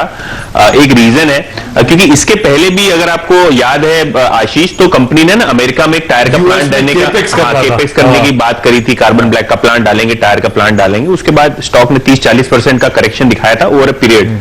लेकिन येस्टरडे कॉन्फ्रेंस कॉल में मैनेजमेंट ने कहा कि लगभग 2000 करोड़ रुपए की लागत से वो एक कार्बन ब्लैक प्लांट डालेंगे। एक केमिकल है कार्बन ब्लैक जो टायर बनाने में यूज होता है, और जो कोर टायर कैपेसिटी उसको बढ़ाने के लिए भी एक छोटा केपेक्स करेंगे। मार्केट का मानना यह है कि ये अनरिलेटेड एक्सपेंशन जो कार्बन ब्लैक पे करने जा रही है कंपनी, वो एक लो मार्जिन बिजनेस, एक कमोडिटी है, उसमें वो कारोबार में कंपनी को जाना नहीं चाहिए, उसके कारण शायद रिटर्न रेशियोज घट जाए। एक बात, दूसरी बात कि आपकी अभी जो टायर कैपेसिटी वो सफिशिएंट है, नए केपेक्स की इतनी कोई इमरजेंसी या इमीडिएट कैश बंद करने की जरूरत नहीं है। तो इन्वेस्टर जो खेमा है वो इस पक्ष में नहीं है, और कहीं ना कहीं काफी सारे ब्रोकरेजेस की अगर आप रिपोर्ट पढ़ें तो रिजल्ट के पैमाने पे तो थम्स अप दिया है, लेकिन जो कंपनी ने नया 2000 करोड़ के आसपास का जो केपेक्स अनाउंस किया है उसको लेकर चिंतित है, क्योंकि ये कैश बर्न होगा, इसके रिटर्न्स आने को बहुत समय लगेगा, 3-4 साल प्लांट को बनने को लगते हैं, और ये इतनी इजी चीज नहीं करने के लिए। कार्बन ब्लैक का प्लांट काफी टेक्निकल होता है, तो इस हिसाब से जो मार्केट की चिंताएं हैं, ये केपेक्स करें, अनाउंस करें, नहीं इनकी पिटाई हो जाती है। तो जो चल रहा है वैसे चलने देना है। और शेयर महंगा है आशीष, तो अगर आप स्टॉक की बात करें तो FY 23 के बेसिस पे लगभग 25 टाइम के प्राइस टू अर्निंग मल्टीपल पे चलता है। तो अगर आप टायर सेक्टर देखें तो इससे अच्छी वैल्यूएशन पे आपको अपोलो टायर मिलेगा, MRF मिलेगा। इसको एक प्रीमियम वैल्यूएशन दिया जाता है मार्केट में, क्योंकि स्पेशलिटी टायर्स बनाता है, एक्सपोर्ट मार्केट में बहुत बड़ा योगदान आता है। इंडिया में आ रहा है, यूएस में आ रहा है? यूएस में नहीं, इंडिया में वो कर रहे हैं और ऑब्वियसली इन्होंने बोला है कि उनकी कोर टायर कैपेसिटीज वो बढ़ा रहे हैं अक्रॉस द बोर्ड। ये कार्बन ब्लैक जो लगा रहे हैं तो इनका बैकवर्ड इंटीग्रेशन ही ले देगी, बिल्कुल खुद ही कंज्यूम कर लेंगे, वो खुद ही कंज्यूम कर सकते हैं, लेकिन एक पोर्शन जो रहेगा शुरुआत में शायद वो आपको बाजार में बेचना पड़े। और देखिए, आपको अगर कार्बन ब्लैक खरीदना है तो आप सप्लायर से खरीदिए, आपको खुद को प्लांट लगाने की क्या जरूरत है कमोडिटी बिजनेस। अभी आ जाएगा। और इन्होंने अपना केपेक्स रिट्रैक किया था, वापस ले लिया था, इस बार फिर पिटाई होगी। ये देखिए वैल्यूएशन पिक्चर भी आपके सामने आ रहा है, तो आपको ये लगेगा कि यार अपोलो टायर सीएट ने क्या गुनाह किया है, मतलब आधे वैल्यूएशन पे अवेलेबल है। इनके छोटे हैं ना, इसका बड़ा वाला है इसके बड़े वाले टायर है। मतलब बाजार चाहता है कि आप जो अब तक कच्चा माल है वो बाहर से लो, फॉर द टाइमिंग की जरूरत नहीं है। आपके रिटर्न रेशियो, आपकी बैलेंस शीट खराब ना करो बस। कुछ मतलब अब बालकृष्ण इंडस्ट्रीज में जिस प्रकार की अनवाइंडिंग हुई है, लेकिन टायर अभी भी सबसे स्ट्रॉन्ग स्पेस है। अगर आप देखिए अपोलो, आप सीएट को देखिए, एमआरएफ को देखिए, जेके टायर्स को देखिए, क्या गजब का मूव दिया। आई थिंक इसकी अनवाइंडिंग में दूसरे काउंटर्स में कहीं ना कहीं एक एडवांटेज क्रिएट करेगी। मेरे ख्याल से वो सबसे क्रिटिकल पार्ट होगा। अपोलो टायर्स, एक बार क्रॉस कॉम्बिनेशन क्या होता है उसको बात कर लेते हैं। यतिन ने बखूबी समझाया मयूरेश बालकृष्ण इंडस्ट्रीज की कहानी। हालांकि जैसे कि आशीष ने कहा कि आई थिंक कंपनी लेटर और सुनर ये स्टेप वापस ले लेगी अपना। नहीं, ऐसा जरूरी नहीं है। इस बार लास्ट लेगी, अब तो कुछ अब तो नहीं लेने वाले। हिस्टोरिकली तो यूएस में, यूएस वाले में तो इशू हुआ था, उसका लॉजिक भी था। आपके हिंदुस्तान में कॉस्ट एडवांटेजेस होते हैं, ये उस पर इनकैश करते थे, यहाँ बनाते थे वहां बेचते थे, वहीं पे प्लांट लगाओगे तो एडवांटेजेस कहां जाएंगे, वो इशू था। अब यहाँ पे कितना जस्टिफाई कर लेते हैं लोग बैकवर्ड इंटीग्रेशन, को अलग सवाल है। गजब की पिटाई है। मेरे बहुत संक्षेप में, आपका फेवरेट कौन सा रहेगा टायर स्टॉक इस घटना के बाद, अपोलो, एमआरएफ या फिर सीएट? नहीं, गिरिजा, आई थिंक नंबर से बढ़िया थे और यतिन जी ने बहुत खूबी से समझाया और आशीष जी ने भी अपनी टिप्पणी दी इस पे। तो I think stocks like Balkrishna after this news उनको सेटल होने दीजिए। वैल्यूएशन के तौर पे I think still Apollo tyres is one of the cheapest. तो मुझे लगता है जैसे इनके प्लांट्स है यूरोप में स्पेसिफिकली, आई थिंक इनका जो केपेक्स साइकिल है या almost at the end of the curve है, और जितनी डेट इन्होंने एक्यूमुलेट की अपने बैलेंस शीट पे, जैसे I think economic unlock activities हम देख रहे हैं अपने देश में भी और यूरोपियन देशों में भी, यहाँ पे आई थिंक तुल पकड़ता हुआ दिखेगा। तो मुझे लगता है volume should come back to normal. Capex क्योंकि हो चुका है I think, and a lot of depreciation also taken on the books. I think depreciation और इंटरेस्ट कॉस्ट दोनों एक करके एक आई थिंक कम होते जाएंगे अगले कुछ तिमाहियों में। And third I think valuation support. I think सारे टायर स्टॉक्स में आप देखेंगे Apollo probably still remains the cheapest even with that, and the results were exemplary. तो अगर कुछ बेट लेनी ही हो तो पुल बैक्स पे मुझे लगता है अपोलो टायर्स एक चुनिंदा बैक हो सकता है। ओके, तो मयूरेश की चॉइस है अपोलो टायर्स। चलिए यतिन से भी बात करेंगे, और अभी उनके पास 3-4 स्टॉक्स और हैं, लार्ज कैप में और मिड कैप में, लेकिन उससे पहले वसीम साहब से बात करते हैं क्योंकि 3 बज चुके हैं। वसीम जी के भरोसेमंद शेयर आज कौन से हैं, आइए बात करते हैं। सर नमस्कार, कार्यक्रम में स्वागत है आपका। सर अभी थोड़ी सी सॉफ्टनेस है और मेरे ख्याल से एक एक्सपायरी जोन बन रहा है निफ्टी बैंक में। आपकी अप्रोच क्या है मार्केट्स पर और आपके 2 कमीशन ट्रेड सर? तो देखिए वीरेंद्र, मार्केट में करेक्शन तो अनिवार्य है। We had a very splendid run और I think it will be routine. तो this will be a good time to even book profit in certain stock sector and look to rotate your money. क्योंकि आपको कहा था IT pharma was looking good, लेकिन उसमें profit booking है, banks में बहुत स्ट्रॉन्ग प्रॉफिट बुकिंग आई है। तो दोनों तरफ का ट्रेड होना चाहिए, बाय सेल। आप कहें तो मैं शुरू करूं, 2, एक बाय है एक सेल है। Okay sir, please 2 buy 1 sell बढ़ाइए। तो बाय में है सर, मेरा कन्विक्शन प्ले है। आई थिंक यहाँ पे बहुत अच्छा रिस्क रिवॉर्ड है। Housing is doing extremely well, India bull housing 19.5-20 में लीजिए, 16.5 का स्टॉप लॉस रखिए। This is headed to 235। It's a high beta counter, so I would be, but I think there is immense value in India bull. उसके सामने cell है federal bank, 84 रुपए में बेचिए, 86 का स्टॉप लॉस है, 78 का target. Federal Bank's book has been relatively weak on the retail side, so there can be profit booking, so we have kept that as a hedge trade. 1 buy 1 sell है sir, आपका 2 bye थे मेरे ख्याल से आप कह रहे थे? नहीं, 1 बाय 1 सेल है सर। चलिए सर, बहुत बहुत शुक्रिया सर इस पूरी बातचीत के लिए। और मार्केट थोड़ा सा प्रेशर में है, तो सर ने यहाँ पे जो कॉम्बिनेशन दिया है वो रिन्यूएबल्स हाउसिंग है और सेल है federal bank for the timing. Markets इस बीच अगर आप देखें निफ्टी डेलो पर 15,100 की ट्रैजेक्टरी अब लाल निशान में और करीब 16 का निशान यहाँ पर है, और निफ्टी बैंक समहाउ 36,000 के लेवल को अभी भी होल्ड करता हुआ। लेकिन चलते एक बार फिर से यतिन के पास। अभी देखिए थोड़ा ट्रेड थिन रखेंगे और स्टॉक्स के बारे में समझेंगे यतिन से। यतिन, डीलर्स की एक्सपेक्टेशन लार्ज कैप में क्या है? तो वीरू, अगर आप बात करें डीलिंग रूम्स की तो काफी चर्चा हो रही है, क्योंकि देखिए लगातार 8वें दिन हम गेन्स के साथ कारोबार कर रहे थे, थोड़ी बहुत प्रॉफिट टेकिंग एक्सपेक्टेड थी, तो ये डीलिंग रूम्स को लगता है कि थोड़ी बहुत प्रॉफिट टेकिंग ही है, ज्यादा कोई पैनिक करने की जरूरत नहीं है। लेकिन एक बाइस कॉल और एक सेल कॉल आ रहा है लार्ज कैप में। अगर आप बात करें टाइटन की, तो डीलिंग रूम्स को लगता है कि यहाँ एक BTST स्ट्रेटेजी करनी चाहिए। कल शायद मार्केट आज में या पोस्ट मार्केट कंपनी अपने नतीजे बताने वाली है, और नतीजों के पहले पहले काफी अच्छा लॉन्ग बिल्डअप हमको वायदे बाजार में दिखा है। डीलिंग रूम्स को लगता है कि 40 से 50 रुपए का अपसाइड आपको टाइटन में देखने को मिल सकता है वायदे बाजार में। तो यहाँ एक BTST की सलाह दे रहे हैं वो नतीजों के पहले पहले। और टायर शेयर्स की बात कर रहे थे, तो कहीं ना कहीं अपोलो टायर में भी प्रॉफिट टेकिंग हमको दिखाई दे रही है। देखिए स्टॉक जो है 180-190 के लेवल से मूव हो रहा है, और डीलिंग रूम्स को लगता है कि यहां थोड़ी बहुत प्रॉफिट टेकिंग आ सकती है। 2 से 4% की डाउनसाइड जो है यहां हमको देखने को मिल सकती है, और इसीलिए यहां भी एक जो है short call positionally dealing rooms अपने क्लाइंट्स को सुझा रहे हैं। तो एक सेल कॉल अपोलो टायर्स पे आ रहा है डीलिंग रूम्स का, और टाइटन पे लॉन्ग कॉल। ओके, तो टाइटन के कल नंबर्स हैं, उस नंबर्स से पहले एक बाय कॉल आता हूं, और अपोलो टायर शायद BKT के साथ बाकी स्टॉक्स में भी इवेंचुअली दबाव देखने को मिले। यहां पे आप दबाव देख सकते हैं, बिकवाली करने के मौके होंगे, लेकिन डीलिंग रूम में फ्लो बढ़िया है या कुछ मूड गड़बड़ा रहा है यह दिन? देखिए मूड ऐसा कुछ घबराया हुआ नहीं है, क्योंकि मार्केट में अच्छी खासी रैली हुई। इनफैक्ट क्या हो रहा है कि लार्ज कैप में जो पार्टिसिपेशन है ना आशीष, वो अभी फोकस मोर है मिड एंड स्मॉल कैप में। तो हमने देखा है कि जब मार्केट एकदम से 10-15 दिन भाग जाता है, और जब स्लो हो जाता है, साइडवेज हो जाता है, तो मिड कैप्स का जो है रंग रोगान हो जाता है। और इसीलिए आज डीलिंग रूम्स का एक मिड कैप रिकमेंडेशन भी है, डेल्टा कॉप। और डेल्टा कॉप में खरीदारी की सलाह है। उनको लगता है कि स्टॉक 190 से लेकर 200 के लक्ष्य बहुत जल्द बता सकता है। देखो थीम एक ही है, क्योंकि जिस हिसाब से अनलॉकिंग हो रही है, फ्लाइट्स ओपन अप हो रही है, होटल्स ओपन अप हो रही हैं, तो कसिनो और होटल कारोबार से जुड़ा हुआ ये बिजनेस है डेल्टा कॉप, जहां HNIs की जोरदार खरीदारी चल रही है। इनफैक्ट बाय ऑन डिप्स करने के लिए बोला है डीलिंग रूम्स ने डेल्टा कॉप में, और टारगेट दिया है 200 रुपए का। ओके, तो डेल्टा कॉप में बाय ऑन डिप्स की स्ट्रैटेजी, हाई नेटवर्थ इंडिविजुअल्स की तरफ से खरीदारी का रुझान है, तो आप भी उस खरीदारी का फायदा उठा सकते हैं। ये स्टॉक यहां से शायद आउट परफॉर्म करता हुआ नजर आए। तो ये रही डीलिंग रूम की इस समय की ताजा तस्वीर, और ये वो परफेक्ट ट्रेड जो आपकी स्क्रीन पे आपको रिफ्लेक्ट होते हुए, और इस बीच प्रेशर लगातार माउंट ही होता चले जा रहा है। अब तो 1/4% का दबाव, 1/3% का दबाव निफ्टी पे देखने को मिल रहा है। इनफैक्ट हर टिक के साथ वो प्रेशर बढ़ रहा है। तो वीडियो जो कर रहे थे स्टेबलाइज होकर बाउंस आया था, उस बाउंस में इक्वली शार्प वापस एक सेल ऑफ आया है, और 15,070 के जोन्स पर इस समय निफ्टी में कामकाज, 250-260 के हाईज के सामने अब 200 पॉइंट निफ्टी नीचे। Bank Nifty in red, 50-60 point का दबाव। मिड कैप्स में 0.5% की कमजोरी, और बैरोमीटर तो बाजार के मूड का होता है मार्केट ब्रेथ, वो एडवांस डिक्लाइन। अब 2:3 का रेशियो, यानी कि जितने बाजार में शेयर ट्रेड हो रहे हैं 60% इस समय अब लाल निशान के साथ, कमजोरी के साथ ट्रेड करते हुए। और ब्रॉडर मार्केट में सीरियस प्रॉफिट टेकिंग का वो जो आपकी स्क्रीन पे ग्राफ है वो दिखा रहा है कैसे अचानक पिछले 10 मिनट में सेल ऑफ ब्रॉडर मार्केट्स में बढ़ा है। वो देखिए लाल लकीर कहां चलेगी, हरी लकीर कैसे डिप कर रही है। DIs की सेलिंग का फिगर भी स्ट्रॉन्ग आएगा।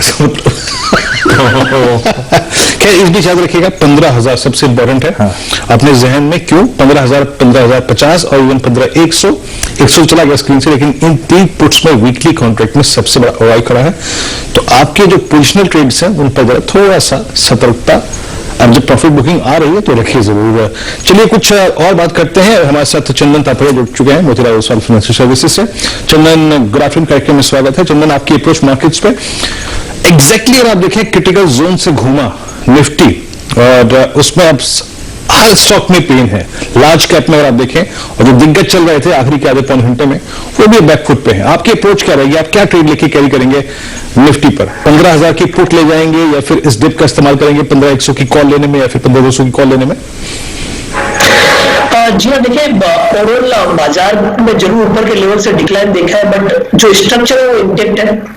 देखिए शुरुआती कुछ मिनटों में बैंक निफ्टी आज अंडर परफॉर्म कर रहा था, बट वो थोड़ा सा संभला है कंपैरेटिवली निफ्टी से। तो मेरा मानना है कि ये जो है वो प्रॉफिट बुकिंग है, और इस प्रॉफिट बुकिंग का फायदा लेना चाहिए। ओवरऑल बाजार का बायस पॉजिटिव और 15,000 की पुट में ओपन इंटरेस्ट इंटेक्ट है और 15,000 पे हायर मार्केट के बेस बन रहे हैं। तो हमारा मानना है कि जब तक 15,000 का लेवल होल्ड करते हैं बाजार वापस 15,250 तक जाने की गुंजाइश है। तो इस डिप में ले तो मैं इसके लिए 15,100 की जो वीकली 11 फरवरी को एक्सपायर होने वाली कॉल है वो खरीदने की सलाह दूंगा। लगभग 100 रुपए के आसपास ये ले 70 रुपए का स्टॉप लॉस और 155 से 160 रुपए तक ये 15,100 की कॉल जा सकती है। 15,100 की कॉल, ऐसी कॉल किसी और ने भी खरीदाई थी अभी कुछ देर पहले, असित ने ओके, हाँ 15,100 की कॉल। तो 15,000 के जब तक ऊपर ट्रेड कर रहे हैं तब तक कोई घबराने की जरूरत है नहीं। इन डिप्स को अपॉर्चुनिटी समझें। 15,250 तक वापस एक बाउंस बैक एक्सपेक्टेड, लेकिन बेहतर तरीका उस मोमेंटम को राइड करने का, उस बाउंस बैक को राइड करने का आपकी स्क्रीन पर 15,100 की कॉल जो है वो खरीद के चले, इस वीकली एक्सपायरी वाली। तो ये आपके लिए ट्रेड। अब जरा बीटी एसटी, अब तो हो सकता है एसटी बीटी इन कॉल की शुरुआत करेंगे। अभी तो शो शुरू हुआ था, लग रहा है कुछ देर पहले हम लोग आज के टॉप बेट्स ले रहे थे और शो खत्म होने की कल्मिनेशन की तैयारी हो रही है, मार्केट बंद होने वाला है। तो एक काम करते हैं, फटाफट ट्रेड्स की शुरुआत कर ली जाए। और एक काम करते हैं, सबसे पहले पालवे साहब के पास जा रहा हूं। पालवे सर, कौन सा ट्रेड है? तो आशीष जी, बाय साइड का ट्रेड रहेगा और उसमें मुझे जो स्टॉक यहाँ से अट्रैक्टिव लग रहा है वो है एमजीएल का। एमजीएल का देखें, हालांकि ऊपर से थोड़ा सा प्रॉफिट बुकिंग जरूर देखने को मिला, बट अगर इसका ओवरऑल सेटअप देखें तो स्टॉक में जिस तरीके से ब्रेकआउट हुए थे, स्टॉक अभी भी वो ब्रेकआउट। तो मेरे हिसाब से एमजीएल को बीटीएसटी ट्रेड लेके जाना चाहिए। 1127 के आसपास फ्यूचर ट्रेड कर रहे। इसमें हम यहाँ से जो स्टॉप लॉस सजेस्ट करेंगे वो करेंगे करीब 1105 के आसपास, 1108 के आसपास स्टॉप लॉस रखे और टारगेट इसमें जो आना चाहिए वो करीब आना चाहिए 1150 से 1160 तक के। तो एमजीएल बीटीएसटी ट्रेड यहाँ पे रिकमेंड करेंगे। ओके, चंदन आपका ट्रेड क्या रहेगा? एमजीएल है राजेश पालवे जी का ट्रेड, याद रखिएगा। चंदन आपका रिकमेंड करेंगे बीटीएसटी या फिर एसटीबीटी? जी देखिए, बीटीएसटी रहेगा क्योंकि हमारा मानना है कि कुछ सिलेक्टिव काउंटर्स में अच्छा बॉटम बन रहा है और निफ्टी 15,000 को होल्ड करेगा। तो एशियन पॉइंट पे यहाँ पे बीटीएसटी की सलाह रहेगी। एशियन पॉइंट आप देखेंगे तो डेली चार्ट पे डबल बॉटम बना है। आज से लगभग 6 दिन पहले इसने 2375 का लो बनाया था, कल भी इसने लगभग 2370-75 का लो बनाया था। तो सेम लो 2 बार टेस्ट हुआ है, 50 दिन के मूविंग एवरेज के ऊपर निकल रहा है। तो डबल बॉटम यहाँ पे कंफर्म हो रहा है और वीकली चार्ट पे लोअर टॉप लोअर बॉटम को निगेट कर रहा है। तो इसके लिए एशियन पॉइंट यहाँ पे सेफ एंड स्टडी काउंटर रहेगा। इसको खरीदारी की हम सलाह रखेंगे। 2450 का स्टॉप लॉस, ऊपर में 2600 तक के टारगेट हासिल होने चाहिए। ओके, मैं बाद में रिविजिट कर दूंगा सारे के सारे जो ट्रेड्स आपको आपकी सीरीज पर नजर आ रहे हैं। गाबा सर, क्या आइडिया है बीटीएसटी एसटीबीटी कोई कॉल? हाँ जी, मुझे लगता है एक्सिस बैंक में एक तेजी होनी चाहिए क्योंकि इसका जो स्ट्रक्चर है अभी पॉजिटिव है। कल का लो और आज का लो सेम है, तो शायद एक अप्रूव मिले। यहाँ पर बाउंस मिलना चाहिए। 15,000 एक बहुत ही स्ट्रॉन्ग सपोर्ट जोन है। अगर बाउंस वहां से मिलता है तो एक्सिस बैंक में फायदा जरूर होगा। 760 का टारगेट है, स्टॉप होगा 740 एक्सिस बैंक बीटीएसटी। 760 का टारगेट है, 740 का स्टॉप लॉस है। मयूरेश, आपके पास कोई कॉल है क्या, बताइए जरा प्लीज। बिल्कुल है वीरू जी, मुझे लगता है I think Gujarat state Petronet GSPL पे ध्यान देना चाहिए। 2 रीजंस आई थिंक बहुत क्विकली कहूंगा। एक, आई थिंक जो ट्रांसमिशन वॉल्यूम्स हैं ये 45-46 MMSMD ये क्लॉक करनी चाहिए गोइंग फॉरवर्ड। रीजन वापस बहुत सिंपल है। आई थिंक जो इंक्रीमेंटल सप्लाईज आएंगे 5 MMSMD फ्रॉम बुंद्रा LNG टर्मिनल और एडिशनल 8 से 9 from swan energies LNG terminal, ये तुल पकड़ेंगे इनके ट्रांसमिशन वॉल्यूम्स को।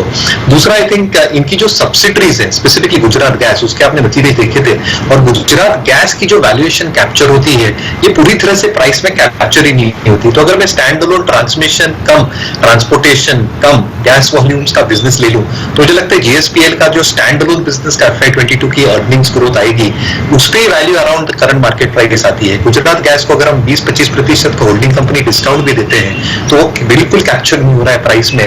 और जो मैं इंक्रीमेंटल ग्रोथ की बात कर रहा था from additional LNG supplies is well, 50 दिन का वर्किंग कैपिटल साइकिल है, 2% का डिविडेंड यील्ड है, तो मुझे लगता है एक बहुत चुनिंदा प्ले हो सकता है।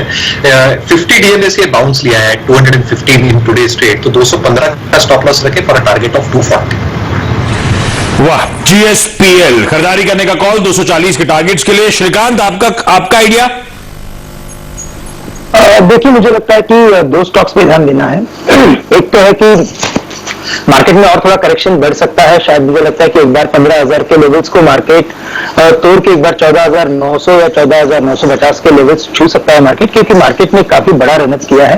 तो अगर शॉर्ट करना है तो पीएसयू बैंक्स में हम एक शॉर्ट की पोजीशन बना सकते हैं, क्योंकि वहां पर हमने काफी बड़ा रनअप देखा था। तो थोड़ा एक साइडवेज एक्टिविटी या साइडवेज जाने की एक आइडिया आ रही है स्टॉक्स को देख के, तो वहां पर मुझे लगता है कि हम बैंक ऑफ बड़ौदा को शॉर्ट करके चले। करंट लेवल्स जो है उसके वो तकरीबन 81 के करीब के, 80 के करीब के, तो इसे 80 रुपए के करीब शॉर्ट करें। 82 रुपीज का स्टॉप लॉस रखें और हम टारगेट्स यहाँ पे रखेंगे 75 के। और साथ ही साथ अगर कुछ लॉन्ग करना है तो आज के दिन में जो सबसे बड़ी तेजी वॉल्यूम के साथ देखी गई है वो देखी गई है टाटा केमिकल्स में। तो करंट लेवल से टाटा केमिकल्स को बाय करें, 572 573 के करीब ट्रेड कर रहा है, या इसी लेवल पे बाय करेंगे। 560 रुपए का स्टॉप लॉस रखेंगे और 590 रुपए के टारगेट्स हम रख सकते हैं। जी टाटा केमिकल आज आशीष और मैं दोपहर में जब साथ में थे मैं नोट करके लिया था, मतलब बात करेंगे। आशीष गजब के वॉल्यूम्स और कॉल ऑप्शन ऐसे पलटे यहाँ पे कि मैं बात ही नहीं कर पाया। 10 रुपए की कॉल 20-25 रुपए बिक गई। अच्छा मीन भाई एक स्टॉक है उसके बाद चलते रचना जी के पास, आईसीआईसीआई जीआई जनरल इंश्योरेंस। क्या गजब का हो गया ये स्टॉक इस बाजार में भी, और आप देखिए इस वक्त लगभग 1520 पे। रचना एक तो उस पर टेक दीजिएगा अपना प्लीज आईसीआईसीआई जीआई पर, और एक आपका बीटीएसटी ट्रेड। आईसीआईसीआई जीआई तो है ही स्ट्रॉन्ग, डेफिनेटली स्ट्रॉन्ग है, और इतनी मार्केट में पुल बैक आई फिर भी इसको फर्क नहीं पड़ा। In fact it is at days high right now, तो ये डेफिनेटली स्ट्रेंथ की साइन है। और अगर मार्केट थोड़ा सा भी संभाल लेगा अपने आप को तो ये इसकी मोमेंटम जो है वो कल भी कंटिन्यू हो सकती है और फॉलो थ्रू इसमें आ सकता है। इसमें नीचे वाली साइड पर रिस्क कंट्रोल करना चाहिए 1495 के करीब, तो 30-35 रुपीज का ऐसा लगाना पड़ेगा। और अगर आगे कंटिन्यू मूवमेंट होती है तो 1550 के लेवल्स हम इसमें देखेंगे, लेकिन वो तभी होना चाहिए जब ओवरऑल मार्केट का भी साथ उसको मिल जाएगा। बिल्कुल अकेला चलेगा तो I don't know how will it sustain and how long will it sustain. और इसी के साथ अगर मैं अपने कॉल की बात करूं तो that is on the short side and वो डॉक्टर रेड्डीज में है। डॉक्टर रेड्डीज का फिलहाल लेवल 4848 पे है और इसमें मैं एसएल सजेस्ट करना चाहूंगी करीब 4911 के आसपास। और इसमें शॉर्ट के लिए जो मेरा टारगेट बनेगा that will B 4725, that will be the target. Okay, तो सारे हमारे पास आइडियाज आ चुके हैं जो हमें कैरी कर सकते हैं। पालिया साहब कह रहे हैं एमजीएल खरीदारी करने के मौके स्टॉप लॉस होगा 1108 का, 1150 से 1160 के टारगेट्स के लिए वहां पे अप्रोच करिएगा। चंदन का जो बीटीएसटी आइडिया है वो है एशियन पेंट्स, खरीदे 2450 का स्टॉप लगाएं, 2600 के टारगेट्स होंगे। एशियन पेंट्स में आज गजब का आउट परफॉर्मेंस वैसे देखने को मिल रहा है। गाबा सर कह रहे हैं एक्सिस बैंक खरीदिए, 740 का स्टॉप लगाइए, 760 के टारगेट्स के लिए।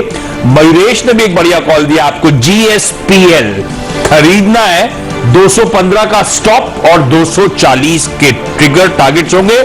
श्रीकांत ने 2 आइडियाज दिए। शॉर्ट करने का मन है तो बैंक ऑफ बड़ौदा, सरकारी बैंक में मैसिव आउट परफॉर्मेंस के बाद शायद कुछ प्रॉफिट टेकिंग आए, 80 के लेवल्स पे शॉर्ट करें, 82 का स्टॉप लगाएं और 75 का लक्ष्य हासिल होगा। और दूसरा एक लॉन्ग आइडिया भी है, वो है टाटा केमिकल्स। यहां पे 590 तक के टारगेट्स के लिए आप तेजी कर सकते हैं।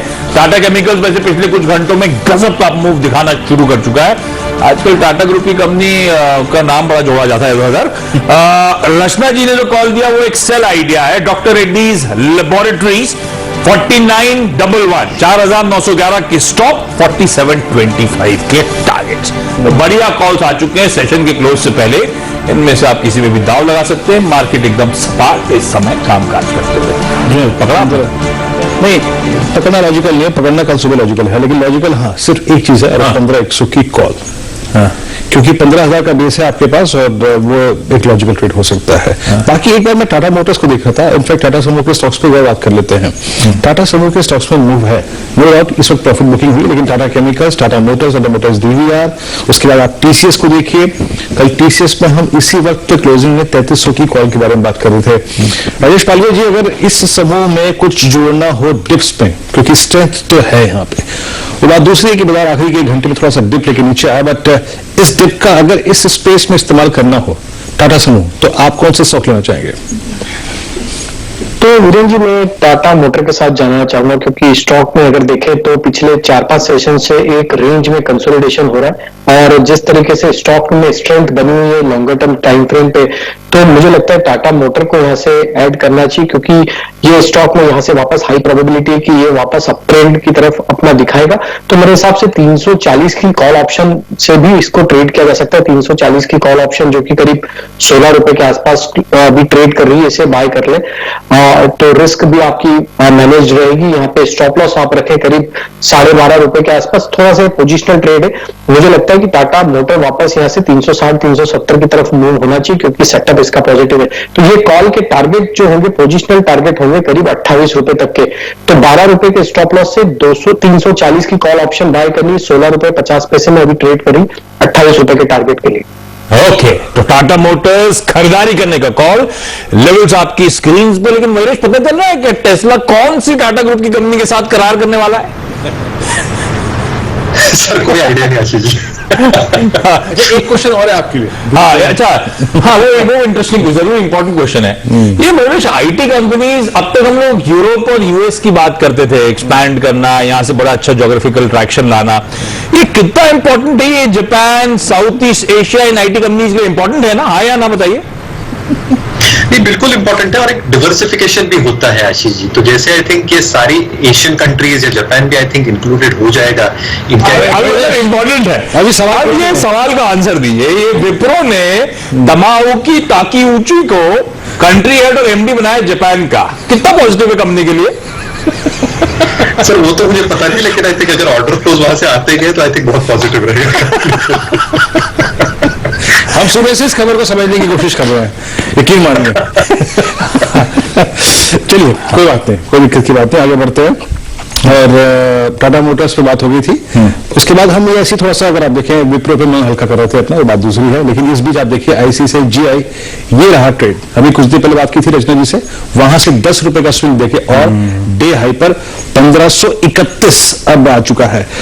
राजेश जी, एक टेक आपको देता हूं, जहां पे स्ट्रेंथ है, और आज का वॉल्यूम, यकीन मानिए आज का वॉल्यूम इसका बहुत स्ट्रांग वॉल्यूम है, और पिछले 10 दिन का सबसे स्ट्रांगेस्ट वॉल्यूम है। पालवी साहब, क्या लग रहा है, अगर ट्रेड लॉन्ग है तो कैरी करें, और कल मॉर्निंग के लिए या फिर पोजिशनली क्या लगता है? 1580 1600 पॉसिबल है इसमें?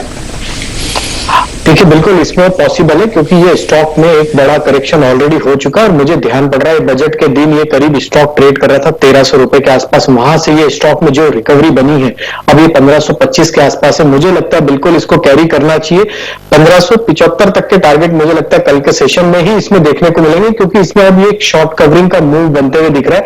स्टॉक कंफर्टेबली 1500 के ऊपर अब ट्रेड कर रहा है, तो यहां से इसमें एक शॉर्ट कवरिंग जो कि इसको 1575 की तरफ लेके जाएगी। इसमें स्टॉप लॉस रख ले करीब 1500 के आसपास ही, कल के टारगेट होंगे 1575, 60 और 75 तक पे। ओके, तो ये हो गया आपके लिए आईसीसी लोम्बार्ड। तेजी पकड़ी थी, उसके बाद तेजी और तूल पकड़ती हुई, और अभी भी एग्रेसिव टारगेट्स आपको आपकी स्क्रीन पे नजर आएंगे। अच्छा, हमने रिजल्ट रिएक्शन पे बालकृष्ण इंडस्ट्रीज की बात करी थी। मैं शो खत्म होने से पहले कुछ और स्टॉक्स मार्क करना चाहता हूं और उस पर कॉल लेना चाहता हूं। कुछ स्टॉक्स जिसमें वीकनेस नजर आई है और नंबर्स कमजोर थे। एक था टोरेंट फार्मा, और दूसरा था मेरे ख्याल से वो स्टॉक था सन टीवी। सुबह से दबाव, और अभी भी सन टीवी 5% का दबाव और टोरेंट फार्मा 6.5% के दबाव के साथ इस समय कामकाज करता हुआ। प्रकाश गाबा सर, ये आपके लिए दोनों स्टॉक्स चेक करो जब तक आप। टोरेंट फार्मा को ध्यान रखिए, नंबर्स में वीकनेस तो थी। यूएस का धंधा जो था वो 24% गिरा, इसीलिए स्ट्रीट थोड़ा सा मायूस, इसीलिए वो स्टॉक खुलते ही पिटना शुरू हुआ और अब उठ के नहीं दे रहा। 7% की कमजोरी है। जहां तक सन टीवी की बात थी, एड रेवेन्यू ग्रोथ, बाजार इस बार तो डी ग्रोथ, लेकिन डी ग्रोथ एक्सपेक्टेड था कि भाई 3-4% की होगी, हो गई 10% की, इसीलिए मूड बिगड़ गया स्ट्रीट का, और इसीलिए इस तरह का दबाव दोनों स्टॉक्स में। रिकवरी आई थी, आने की कोशिश कर रही थी सन फार्मा में, लेकिन इक्वली स्ट्रॉन्ग सेल ऑफ आ गया। गावा सर, क्या करना है दोनों स्टॉक्स में? टोरेंट फार्मा तो मुझे ध्यान है कल या परसों ने बाय दिया था 2800 का टारगेट, वो टारगेट तो अचीव हो चुका, तो टोरेंट फार्मा इज आउट। अब यहां पर थोड़ी वीकनेस है। यही बात सन फार्मा की, यस, सन फार्मा का मैं चार्ट फार्मा का हाल क्या है? वीकनेस है, लोअर लेवल देखने को मिल सकते हैं, पॉसिबल है कि 600 का जोन भी देखने को मिले। स्टॉक कितना होगा? 635, तो सन फार्मा में थोड़ी वीकनेस है।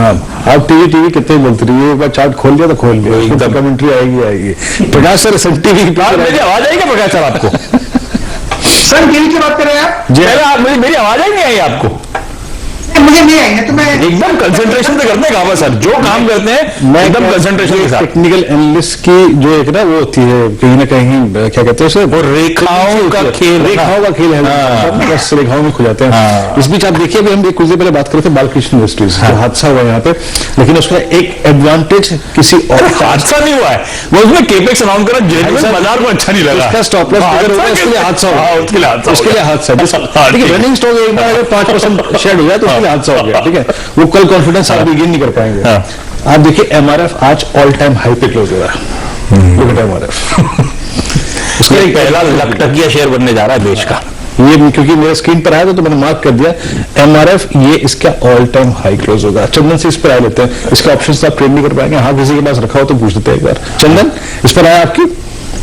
जी बिल्कुल, 1,01,000 और 1,11,000 के टारगेट यहाँ पे बनने चाहिए और सेटअप काफी अच्छा है। और बालकृष्णा के थोड़े से डिसअपॉइंटमेंट के बाद काउंटर का मोमेंटम स्लो हुआ, अदरवाइज आज ये 1 लाख के लेवल को पहुंचा देता, तो मेरे हिसाब से पोजीशन रखनी चाहिए। काफी स्ट्रॉन्ग सेटअप है, लगभग यहाँ पे मौजूदा लेवल से 92,000 के स्टॉप लॉस होने चाहिए, ऊपर में 1,01,000, इमीडिएट में 1,11,000 पोजिशनल बेसिस पे टारगेट बन रहे हैं।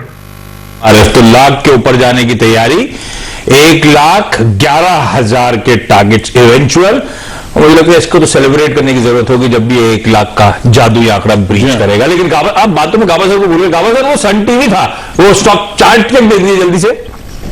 हाँ बिल्कुल दे देता हूँ सन टीवी का।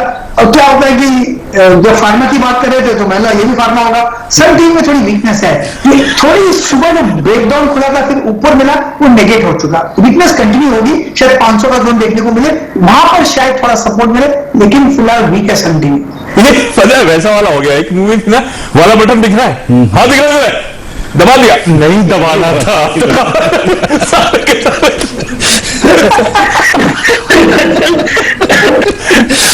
अच्छा देखिए, दर्द है बाजार में इस वक्त, मैकडोनल्ड्स भी डील ऊपर है, अगर बाकी मैकडोनल्ड्स डील ऊपर है तो दर्द है बाजार में इस वक्त, बैटरी स्पीड 569 डे लो। अच्छा आज दिन है एक्सपेंसिव स्टॉक्स का, ठीक है, एमआरएफ है day high at all time high, and look at Page industries Ashish 30,453 पे, ये इसका 52 हफ्तों का नया हाई है। और याद होगा आपको जब पेज इंडस्ट्रीज का लेवल था करीब 36,000 का, उस वक्त पूरे वॉल स्ट्रीट पे इसके हल्ले थे आशीष, अब ये एग्जैक्टली उसी ट्रैजेक्टरी पे जा रहा है। इस पर एक राय रखेंगे श्रीकांत, आई थिंक बहुत सारे लोगों ने इसको 18,000, 20,000 और 21,000 की रेंज में लिया है, अब एग्जैक्टली क्या ये उसी ट्रैजेक्टरी पे स्लिप हो रहा है? 36,000, 32,400, 33,000। बिल्कुल, इनफैक्ट वीरेंद्र अगर आप देखें तो इसमें काफी एक स्ट्रॉन्ग ट्रेंडिंग एक्टिविटी बनी है, और इतने बड़े फॉल के बाद अगर रिट्रेसमेंट अगर हो रहा है तो वो रिट्रेसमेंट उस लेवल्स तक जा सकता है जहां पे इसने एक बेरिश गैप छोड़ दिया था। तो उसने बेरिश गैप जो छोड़ा था वो था 32,000 का लेवल, तो हमें लगता है कि 32,000 के लेवल्स को तो बिल्कुल छू सकता है, लेकिन जैसे इसमें वॉल्यूम और प्राइस बेस्ड एक्टिविटी बनी है, मुझे लगता है कि आने वाले दिनों में ये स्टॉक 35 या 36,000 के जो इसके प्रीवियस हाइज थे उनको भी छू सकता है। और अगर आप रिसेंटली अगर 15-20 दिन के पहले का चार्ट देखते हो तो वहां पे अच्छा खासा करेक्शन भी हुआ है, तो करेक्शन के बाद इसमें तेजी बनी है, इसीलिए लगता है कि ये जो तेजी है वो काफी कंस्ट्रक्टिव है। करंट लेवल से भी इसे लॉन्ग करें और 29,500 का स्टॉप लॉस रख के चले। ओके, ये अप्रोच है, 29,500 का स्टॉप लॉस याद रखिएगा, बहुत स्ट्रॉन्ग मूव इस स्टॉक में है। कुछ स्टॉक जो कि आखिरी के वक्त काफी खराब हुए, उसमें जैसे कि मैंने ऑन सीरियस नोट, मैकडी में आज बहुत खराब ब्रेकडाउन है, और ये अपने 200 डिमा के नीचे और 100 डिमा के नीचे एक साथ स्लिप हुआ है, यानी कि कल की पिक्चर काफी खराब रही। अगर आप कुछ शॉर्टिंग के कैंडिडेट्स ढूंढ रहे हैं तो आई थिंक एक बहुत वाजिब स्ट्रक्चर है मैकडी। बाकी टीसीएस आज थोड़ा सा बैकफुट पाया, हायर शेडो काफी बड़ी हुई, और उसके बाद कोफोर्ज में प्रॉफिट बुकिंग थी, तो आईटी आज सीरियसली प्रॉफिट बुकिंग में गया एक। लेकिन page industries MRF D high पे क्लोज होते हुए, और कुछ स्टॉक जो कि अच्छा करते हुए, उसमें आईसीसीआई जी काफी अच्छा खासा मूव देखे गया। और कैश के कुछ स्टॉक्स जो मेरे स्क्रीन पर आप देखें कोई खास ऐसे है नहीं इस वक्त, लेकिन और जो स्टॉक्स थोड़े से स्ट्रांग रहे या फिर कह सकते हैं आपकी डेरिवेटिव्स में काफी एक्टिव रहे। प्लीज एक बार टॉप ओआई गिनर्स की शीट लाइए जरा, आज देखते हैं किन किन स्टॉक्स में काफी स्ट्रांग और काफी सब्सटेंशियल एडिशन हुआ।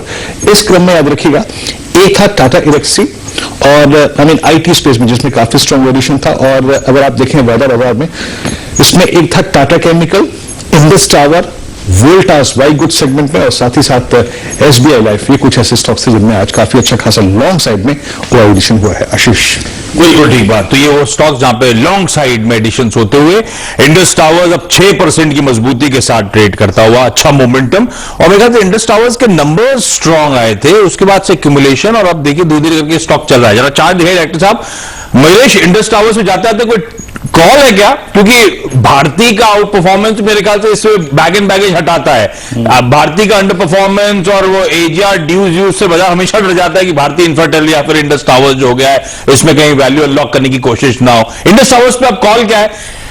अब हमें पता है वोडाफोन शायद for the time being sustain करना है, धंधा पकड़ लिया है, चलने लगा है, तो वो टेनेंसी के जो इश्यूज थे वो भी खत्म हो रहे हैं।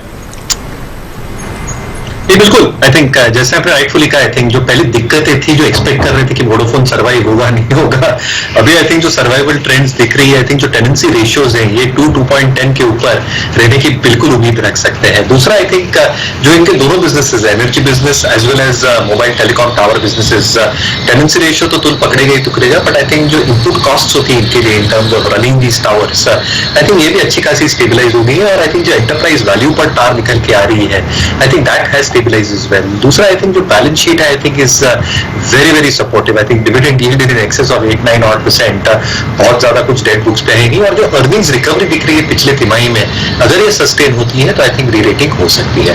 तो जिनके पास है, आई थिंक मेरे हिसाब से आज की तारीख में आई थिंक बिल्कुल बने रह सकते हैं। ओके, इस बीच हम चलते हैं क्लोजिंग की तरफ, वॉल पे समझने की कोशिश करते हैं। पहले एक बार निफ्टी का इंट्राडे चार्ट देखते हैं। याद रखिएगा इस क्लोजिंग को बहुत हल्के में लेना चाहिए, एक रीजनेबल और एक बहुत कैलकुलेटेड क्लोजिंग है। याद रखिएगा इस वीकली कॉन्ट्रैक्ट के शुरू होने से पहले बाजार काफी चल चुका था, और इस वीकली कॉन्ट्रैक्ट में सबसे बड़ा आउटस्टैंडिंग वाइज जिन कॉल्स पे खाता है, एक बार प्लीज निफ्टी का इंट्राडे चार्ट लेके आइएगा, वो था 15,200 की कॉल, 15,300 की कॉल। अब निफ्टी ने जहां से अगर आप देखें ये कर्व लिया है ना, वो एग्जैक्टली आप देखें वो जोन था जहां से एक कर्व ले सकता था, 15,260, 15,250।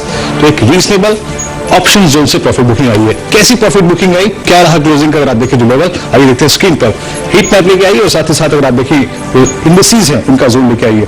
15,109 हम अपना सबसे बड़ा ऑप्शन बेस 15,000, 15,050 सिक्योर करके जा रहे हैं। निफ्टी बैंक एक 10 बजे के आसपास ब्रेकआउट आया था, जो लो मिला था उसको पूरा सरेंडर तो नहीं किया, लेकिन फिर भी काफी सब्सटेंशियल गेन सरेंडर कर दिया। मिड कैप्स हर निशाने बंद हो रहे हैं, लेकिन अपना गेन काफी हद तक सरेंडर कर चुके थे। आज आईटी स्टॉक्स में आप देखें जो कि सुबह काफी स्ट्रांग मूव था, कल क्लोजिंग के वक्त काफी स्ट्रांग मूव था, वो प्रॉफिट बुकिंग में कन्वर्ट हो गया। उसके बाद अगर आप देखें तो आज मार्केट्स बंद शट हो चुके हैं मिड कैप सारे निशान में, लेकिन निफ्टी करीब 15,110 यानी ऊपर से अगर आप देखें तो करीब 145 अंक रिट्रेस होकर बंद हुआ मॉर्निंग हाइस से। लेकिन आप कह सकते हैं कि इस क्लोजिंग पर थोड़ा सा वीकली कॉन्ट्रैक्ट का प्रेशर था आज की क्लोजिंग पे। आइए कुछ स्टॉक स्पेसिफिक रिएक्शन को देखते हैं कि जो आज बाजार ने दिया। इस क्रम में अगर आप देखें तो हीट मैप को देखते हैं पहले, आज कौन कौन से स्टॉक्स बैकफुट पे लेके आए। देखिए आज आईओसी, एमएनएम कल 52 वीक हाई चुका था, Tata motors, JSW steel, ITC, sun pharma, Bajaj auto. उसके बाद अगर आप देखें तो Bajaj Finserv, Divi's lab, TCS, Berger paints और पावर ग्रिड माफ कीजिएगा, और एचयूएल। तो ये कुछ स्टॉक्स थे जो कि बैकफुट पे थे। लेकिन अच्छी बात है कि अगर आप देखें जो इंश्योरेंस कंपनियां जिनमें अगर आप देखें सुबह आंकड़े काफी शानदार थे, उसमें एचडीएफसी लाइफ काफी शानदार, एसबीआई लाइफ तो देखिए करीब 893 के आसपास। एशियन पेंट्स बावजूद इसके कि क्रूड में अगर आप देखें 60 का स्तर है, अच्छी क्लोजिंग। बाकी टाइटन अर्निंग से पहले, अल्ट्राटेक सीमेंट का अगर आप देखें बादशाह, और एलएनटी अगर आप देखें अच्छी क्लोजिंग की तरफ गया आज। ग्रासिम और रशियन सीमेंट ये कुछ और स्टॉक्स जो कि काफी अच्छा मूव देखे गए। इसके बाद केमिकल शुरू में आप देखिए आज बराजी माइंस लगभग 14.25% ऊपर, टाटा केमिकल डेरिवेटिव्स में आशीष क्या गजब का मूव दिया, बोथ फ्यूचर्स, स्पॉट और ऑप्शन और गजब देखें 17,900 के स्तर पर करीब 72 रुपए ऊपर। क्रूड कीमतें बढ़ने का असर अगर आप देखें किन स्टॉक्स पे हुआ, नहीं हुआ, होना चाहिए था, नहीं हुआ। लेकिन एशियन पेंट्स 91 रुपए ऊपर, बर्जर पेंट्स लगभग 762 और पिडिलाइट आज इन सभी स्टॉक्स पर सुबह सुबह ट्रेड लिया था और सक्सीड भी हुआ। और पिडिलाइट के ऑप्शन में अगर आप देखें 1800 की कॉल ने आज सुबह सुबह गजब पैसा बढ़ा के दिया था।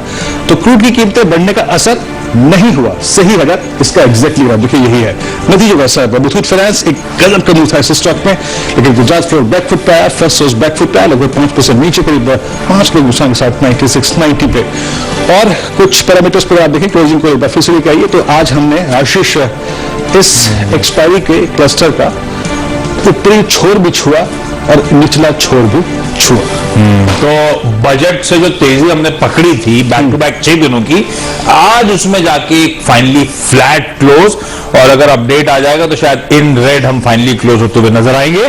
तो कहां 140 पॉइंट, 145 पॉइंट एक समय उछाल, और कहां सारे गेन्स वाइप आउट। लेकिन ज्यादातर एक्सपर्ट जिनसे हमने बातचीत करी मानते हैं कोई घबराने की जरूरत नहीं है, ये हेल्दी करेक्शन है, और शायद इवेंचुअली हम वापस अपनी नॉर्थवर्ड जर्नी रिज्यूम करेंगे। इस पॉजिटिव नोट पे आज के शो में इतना ही, लेकिन शो में सबसे पहले तो थैंक कर दूं सबको स्क्रीन पे दिखाइए, राहुल शर्मा, प्रकाश गाबा, राजेश पलविया, रचना वैद्य, श्रीकांत चौहान, चंदन तापड़िया, मयूरी जोशी साहब, बहुत बहुत धन्यवाद आप सबका वक्त निकालने के लिए, आज मदद करने के लिए हम सबकी। और अब वीरू के पास जाते हैं, क्योंकि मैं हार रहा हूं तो मैं अपने मुंह से हार एक्सेप्ट करूंगा नहीं। वीरू, रिटर्न कैसे रहे 2020 के? अरे देखते हैं एक बात, रिटर्न कैसे रहे? देखिए हार जीत तो लगी रहती है, कोई बात नहीं। अच्छा, आज टीम देखते हैं, नीरज जी की टीम को दिखाओ। अच्छा, मेरे को दिखाने के लिए ही नहीं। कोई बात नहीं।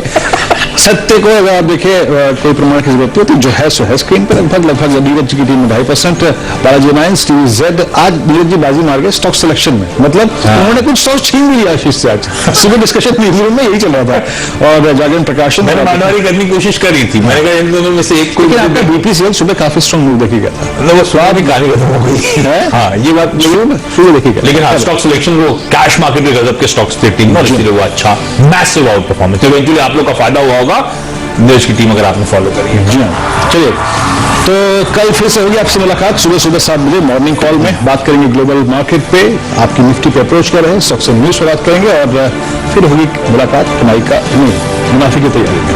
फिलहाल इस कार्यक्रम में इतना, नमस्कार, बाय बाय।